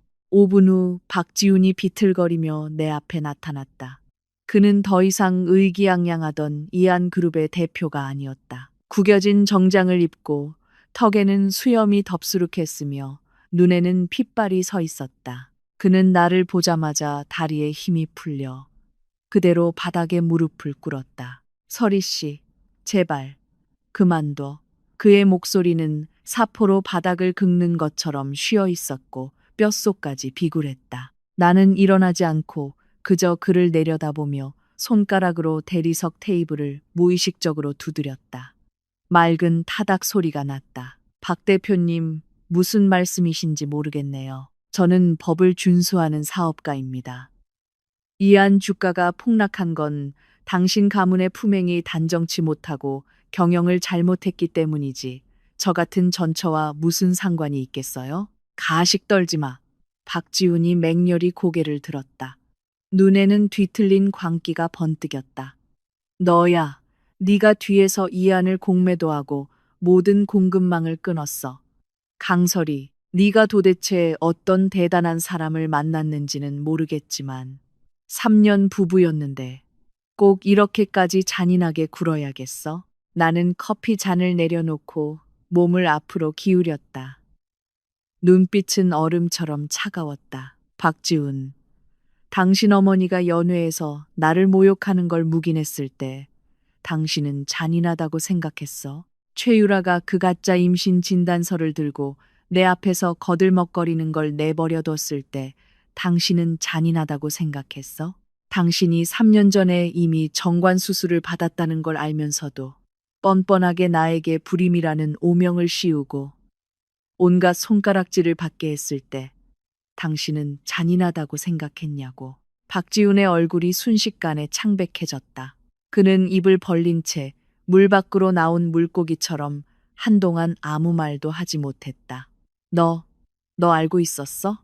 그는 떨리는 손으로 내 치마 자락을 잡으려 했지만 나는 재빨리 발로 걷어찼다. 1라운드, 박지훈, 당신은 위선 때문에 졌어. 나는 일어서서 천천히 치마를 정리했다. 오늘 온 건 단순히 용서를 구하기 위해서만은 아니겠지. 맞춰볼까? 김영희 그 늙은 여우가 무슨 꾀를 냈나 보군. 예를 들면 내 전처라는 신분을 이용해서 공동으로 채무를 부담한다는 합의서에 서명하게 해서 나를 물귀신처럼 끌어내리려는 속셈 같은 거. 박지훈의 온몸이 굳어졌다. 그의 눈에 스친 공포가 내가 맞췄다는 것을 말해주고 있었다. 아니야. 그는 죄 지은 듯 고개를 숙였다. 아닌지 긴지는 당신 마음이 알겠지. 나는 책상 위 서류철에서 종이 뭉치를 꺼내 그의 얼굴에 던졌다. 이건 내 어머니가 어제 사채업자에게 연락한 녹취록이야. 그리고 내 서명을 위조해서 연대보증서에 서명하려 한 증거도 있지. 박지훈, 넌 지금 나에게 용서를 구하는 줄 알겠지만 사실 넌 살인 미수를 저지르고 있는 거야. 박지훈은 그 증거 뭉치를 보고 마치 척추가 뽑힌 것처럼 힘없이 무너졌다. 그는 갑자기 달려들어 그 서류들을 빼앗으려 했지만 내 뒤에 있던 보디가드들이 이미 한 걸음 나서서 쇠집게 같은 손으로 그의 어깨를 단단히 붙잡았다. 놔, 강설이, 이 독한 여자. 네가 우리 집안을 망하게 했어. 그는 체면도 버리고 소리치기 시작했다. 이마에 핏대가 섰다. 이게 당신의 2라운드인가? 흙탕물 튀기기. 나는 차갑게 그를 쳐다봤다. 임비서, 그거 가져와. 임비서가 봉인된 서류 봉투를 건넸다. 나는 박지훈 앞에서 봉투를 뜯었다. 안에는 3년 전의 진료 기록 사본이 있었다. 이건 당신이 당했던 그 작은 교통사고의 원본 기록이야. 박지훈, 내 어머니가 나만 속인 줄 알았지. 그녀는 너까지 속였어. 넌 내 정관 수술이 자발적인 선택이었다고 생각하겠지만 아니. 그건 내 어머니가 의사를 매수해서 내 사고 상처를 처리할 때 슬쩍 한 거야. 왜냐하면 그녀는 그때 이미 내가 박씨 가문의 친아들이 아니라는 걸 알았거든. 그녀는 박씨 가문의 대를 끊어서 자기 친정 조카가 이안 그룹을 상속받게 하려 했던 거야. 박지우는 완전히 미쳐버렸다. 그는 그 진료 기록을 눈이 빠져라 쳐다보며 목소리가 날카롭게 변했다. 불가능해. 우리 엄마는 날 가장 아꼈어. 손주를 원해서 너를 괴롭혔던 거야. 어떻게 그럴 수가. 그녀가 아꼈던 건 이안 그룹 대표라는 신분이 가져다주는 부귀영화였지. 너라는 사람이 아니야. 나는 그의 귓가에 다가가 온기 없는 차가운 목소리로 속삭였다. 그녀는 3년 전부터 네가 아이를 못 낳는다는 걸 알면서도 네 앞에서 계속 연기했던 거야. 계속해서 다른 여자들을 데려와 널 자극하고 아이를 못 낳는 죄를 내게 뒤집어 씌웠지. 박지훈, 이 판에서 넌 친어머니에게 자존심을 거세당한 장기짝에 불과했던 거야. 박지훈은 찢어질 듯한 비명을 질렀다. 그는 보디가드들에게서 벗어나려 발버둥 쳤지만 바닥에서 헛되이 뒹굴 뿐이었다. 그가 자랑스러워했던 모성애, 그가 지키려 했던 자존심, 그가 믿었던 피해자라는 정체성이 이 순간 내 손에 의해 한 조각 한 조각 벗겨졌다. 꺼져. 나는 시선을 거두고 이 진흙탕 같은 남자를 더 이상 쳐다보지 않았다. 돌아가서 김영희에게 전해 그녀가 내게 진 빚은 남은 평생으로 갚게 될 거라고. 박지우는 보디가드들에게 끌려나갔다. 그의 손톱이 복도 바닥에 긁히며 소름 끼치는 소리를 냈다. 그 소리는 텅 빈 빌라에 울려 퍼지며 마치 박씨 가문의 마지막을 알리는 상복의 종소리 같았다. 나는 다시 자리에 앉아 바닥을 친 주가를 보며 용 회장에게 전화를 걸었다. 용, 이제 막이 올랐어. 박씨 가문의 그 늙은 여우, 이제 판으로 끌어들일 시간이야. 전화기 너머. 용 회장의 목소리는 지극히 공손했다. 아가씨, 걱정 마십시오. 홍문현은 이미 준비되었습니다. 늙은 토끼가 제 발로 덫에 걸려들기만 기다리면 됩니다. 나는 전화를 끊고 창밖의 서울 야경을 바라보았다. 이곳은 내가 3년간 인내하며 갇혀있던 감옥이었다. 그리고 오늘 밤이 지나면 이곳은 내가 직접 세운 심판대의 증인이 될 것이다. 박지훈, 이것은 생존과 진실에 대한 1차 청산에 불과해. 이제부터 나는 너희에게 진정한 힘의 차이가 무엇인지 알려주겠어. 서울 최고급 프라이빗 클럽 천상인간. 오늘 밤 이곳은 살벌한 기운에 휩싸였다. 박지훈의 어머니 김영희 여사는 상석에 앉아 억지로 귀부인의 품위를 유지하고 있었지만 계속 떨리는 손가락과 연신 물을 마시는 행동은 그녀의 불안한 마음을 드러내고 있었다. 박지훈은 그녀 옆에 앉아 마치 영혼을 잃은 꼭두각시처럼 넋 나간 눈으로 테이블만 응시하고 있었다. 그들 맞은편에는 서울의 흑백양도에서 모두가 한 수 접어주는 용 회장이 앉아 있었다. 용 회장은 거만하게 앉아 손에는 핏빛 산호 염주를 굴리고 있었다. 그의 뒤에는 두 줄로 선글라스를 낀 보디가드들이 서 있어 숨 막히는 분위기를 연출했다.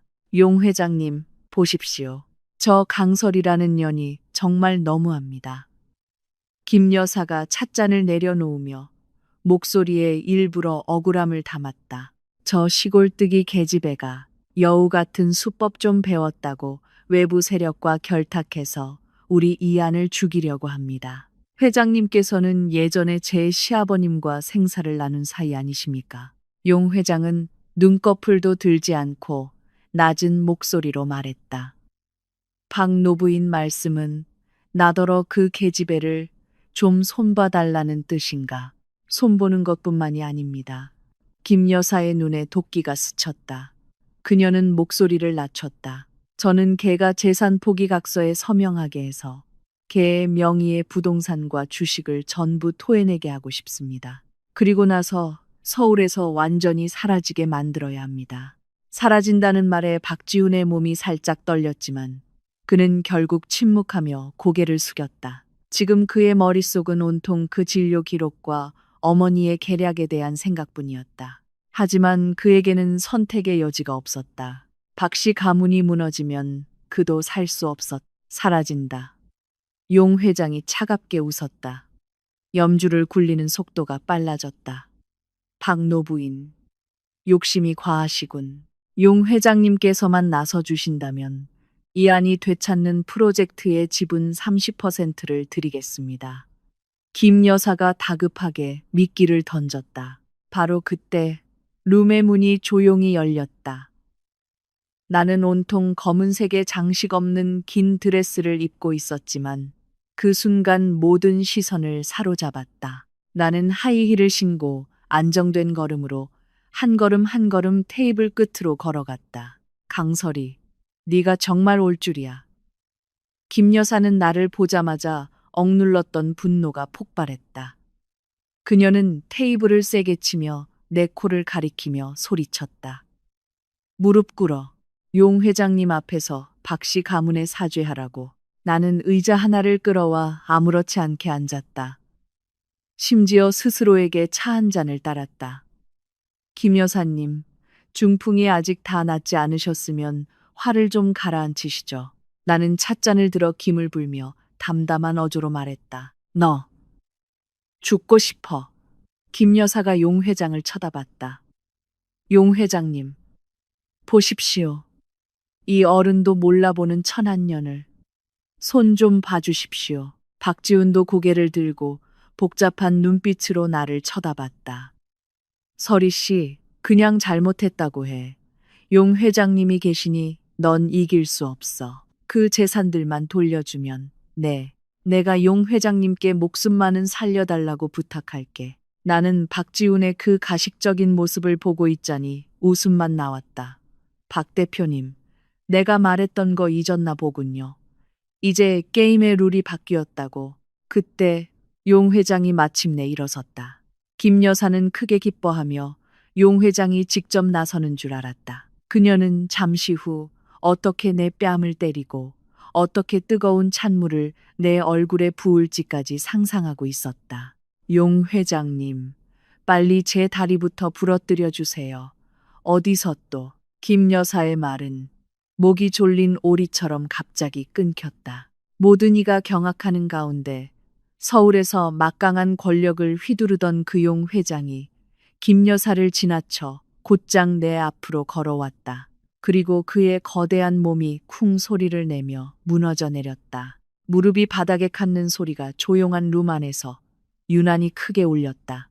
용 회장은 고개를 숙이고 목소리는 뼛속까지 스민 경외심에 떨렸다. 부하용이가 아가씨께서 미행 중이신 줄도 모르고 이런 미물들이 아가씨를 모욕하게 두었습니다. 부하가 죽을 죄를 지었습니다. 쾅!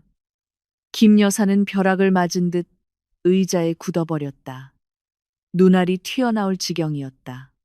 박지훈은 더욱 놀라 손에 든 찻잔을 떨어뜨렸다.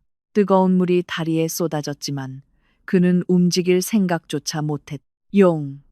용 회장님, 이게 무슨. 김 여사의 목소리는 말도 안 되게 떨렸다. 용 회장이 맹렬히 돌아봤다. 그 눈빛은 살기가 등등했다. 내밀을 생사를 나눈 사이.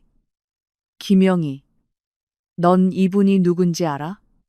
이분은 서울 강씨 가문의 주인이시자 전 세계 금융의 명맥을 쥐고 계신 분이야. 너희 같은 작은 이하는커녕 100개의 이한이 있어도 아가씨 앞에서는 먼지만도 못해. 용 회장은 손을 휘둘러 김 여사를 상석에서 바닥으로 내동댕이 쳤다. 이 독한 늙은 마녀, 감히 나를 시켜 아가씨를 해치려 해? 우리 강씨 가문의 모든 외문 제자들이 너 때문에 같이 죽으라는 거냐. 용 회장의 따귀는 힘이 대단했다. 김 여사의 반쪽 뺨이 순식간에 부어오르고 입가에서 피가 흘렀다. 그녀는 바닥에 엎드려 평소에 우러러보던 용 회장이 지금은 마치 개처럼 내 발밑에 무릎 꿇고 있는 것을 보았다. 그녀는 마침내 무언가를 깨달았다. 이 공포는 부에서 오는 것이 아니었다. 그것은 절대적인 계급의 압박에서 오는 것이었다. 나는 찻잔을 내려놓고 발밑에 무릎 꿇고 있는 용 회장을 내려다보며 평온한 목소리로 말했다. 일어나. 모르고 한 죄는 죄가 아니니. 감사합니다, 아가씨.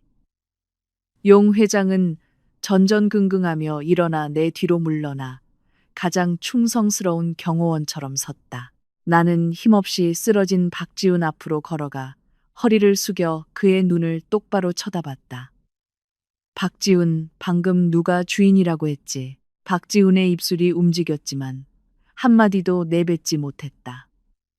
그가 애써 구하려 했던 살길은 사실 지옥의 맨 밑바닥으로 통하는 길이었다. 용 회장. 나는 담담하게 물었다. 여기 사업, 박씨 가문이 얼마나 차지하고 있지? 아가씨께 보고드립니다. 박씨 가문이 지난 몇 년간 저희 명성을 등에 업고 부지 30%와 항구 2곳의 독점 운영권을 가져갔습니다. 회수해. 나는 몸을 바로 세우고 문 밖을 쳐다봤다. 회수할 뿐만 아니라 지난 3년간 그들이 불법으로 경영한 모든 수익을 청산해. 김노부인 재산 포기라는 말 좋아하시지? 오늘 밤 내가 당신에게 그 말을 선물하지. 김영희는 바닥에서 발작하듯 몸을 떨었다. 그녀는 내 신발을 잡으려 했지만 용 회장에게 발로 차였다. 강설이, 아니, 강아가씨, 제발. 지훈이가 3년 동안 당신을 모신 정을 봐서라도 모셨다고. 나는 차갑게 웃었다. 그건 학대라고 하는 거야. 하지만 걱정 마. 너희를 죽이지는 않을 테니. 죽이는 건 너무 싸게 먹히잖아. 나는 너희가 보물처럼 여기던 이안그룹이 어떻게 내 발판이 되는지 두 눈으로 똑똑히 보게 할 거야. 나는 룸을 나섰다. 등 뒤에서는 김영희의 절망적인 통곡과 박지훈의 무너지는 울음소리가 들려왔다. 밖의 공기는 상쾌했다. 임비서가 손수건을 건넸다. 나는 가볍게 손가락을 닦았다. 아가씨, 다음은 어디로 가실 겁니까? 이안그룹 본사로. 나는 먼 곳을 바라보았다. 명목상 이미 강씨그룹의 것이 되었으니 가서 그 쓰레기들을 완전히 청소해야지. 오늘 밤이 지나면 서울의 이안그룹은 더 이상 존재하지 않을 거야. 그리고 나, 강설이는 이곳에 나만의 비즈니스 제국을 세울 것이다. 한 달 후. 이안그룹 본사. 아니, 이제는 서리타워로 이름이 바뀐 이곳. 나는 최고층 통유리창 앞에 서서 서울 전체를 내려다보고 있었다. 발 아래의 분주한 거리 풍경은 내 눈에 그저 움직이는 글자처럼 보였다. 임비서가 문을 두드리고 들어왔다. 손에는 몇 부의 처리 보고서가 들려 있었다. 아가씨, 마지막 청산이 완료되었습니다. 임비서가 서류를 펼쳤다. 김영희는 여러 경제 범죄와 상해죄가 병합되어 징역 20년을 선고받았습니다. 그녀의 건강 상태를 고려하면 아마 나오지 못할 겁니다.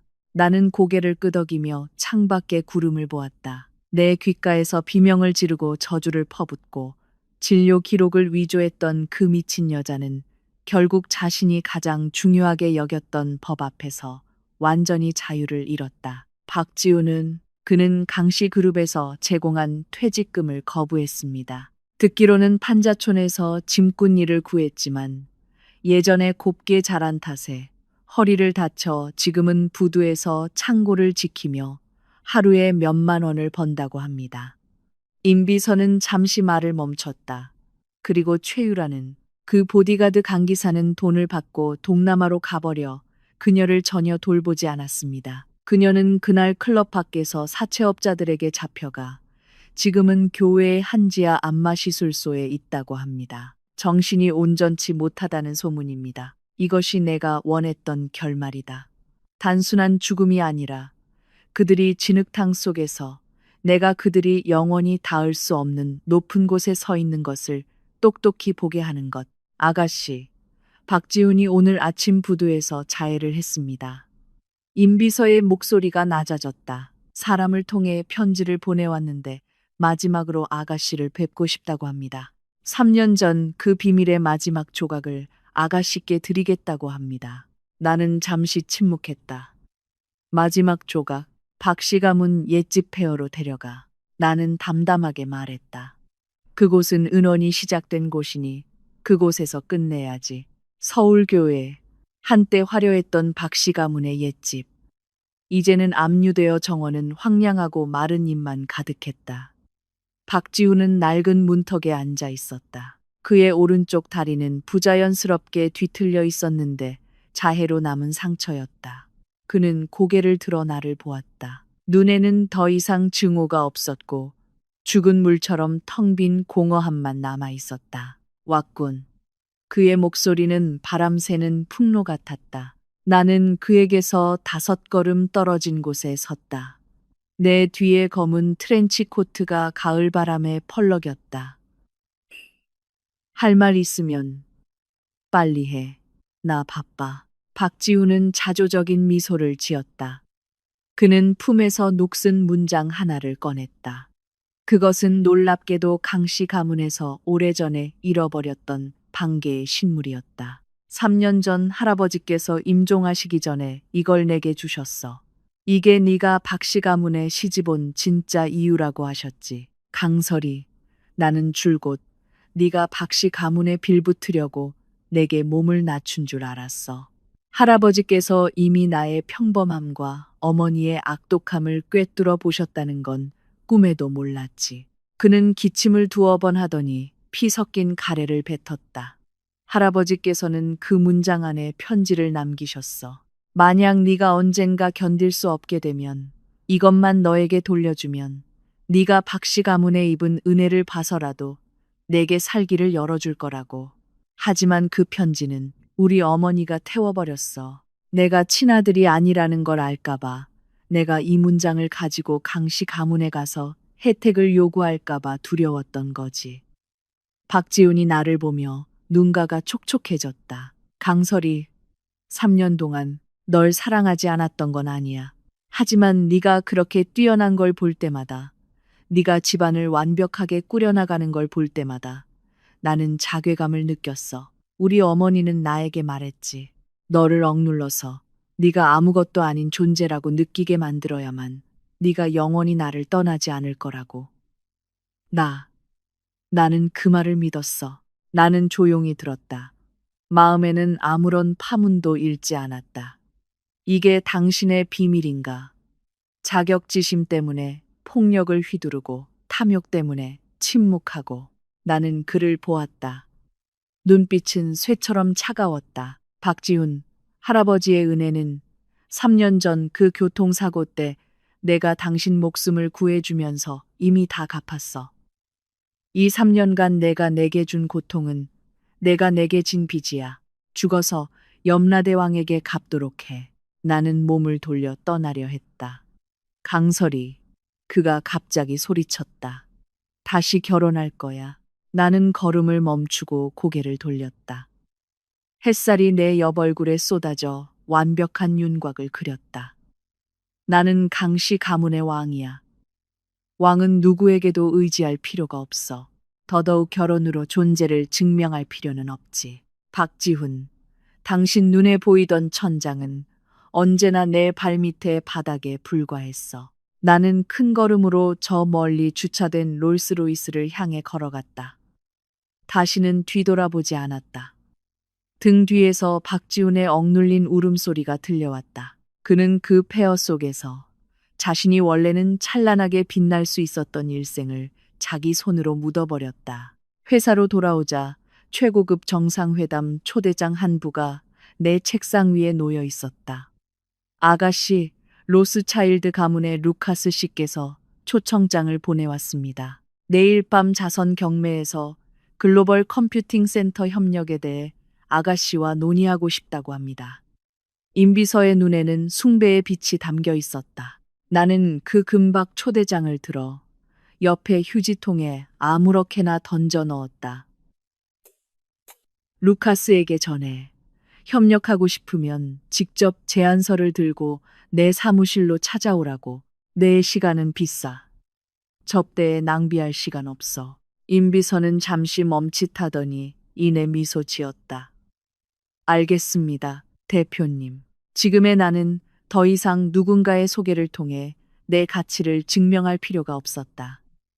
나는 강설이다. 나는 한때 발밑에 짓밟혔지만 결국 권력의 정상에 오른 강설이다. 저녁 노을이 피처럼 붉게 서울의 하늘 절반을 물들였다. 나는 사무실 테라스에 앉아 원보라는 커다란 치즈 고양이가 석양 아래 나른하게 기지개를 켜는 것을 보았다. 고양이의 그르렁거리는 소리와 멀리서 들려오는 도시의 소음이 어우러져 기묘한 평온함을 만들어냈다. 나는 3년 전에는 박씨 가문이 보물처럼 여겼지만 이제는 쓰레기 같은 그 결혼 반지를 들어 가볍게 튕겼다. 다이아몬드 반지는 호선을 그리며 빌딩 아래 심연으로 떨어졌다. 강설이 남은 인생은 홀로 아름답게 영원히 걱정 없이 살기를. 나는 거울 속에 자신에게 나지막이 말했다. 이 순간 나는 마침내 과거에서 완전히 벗어났다. 전 남편도 악독한 시어머니도 계략도 없다. 내게 있는 것은 이 손안의 비단 같은 사나다.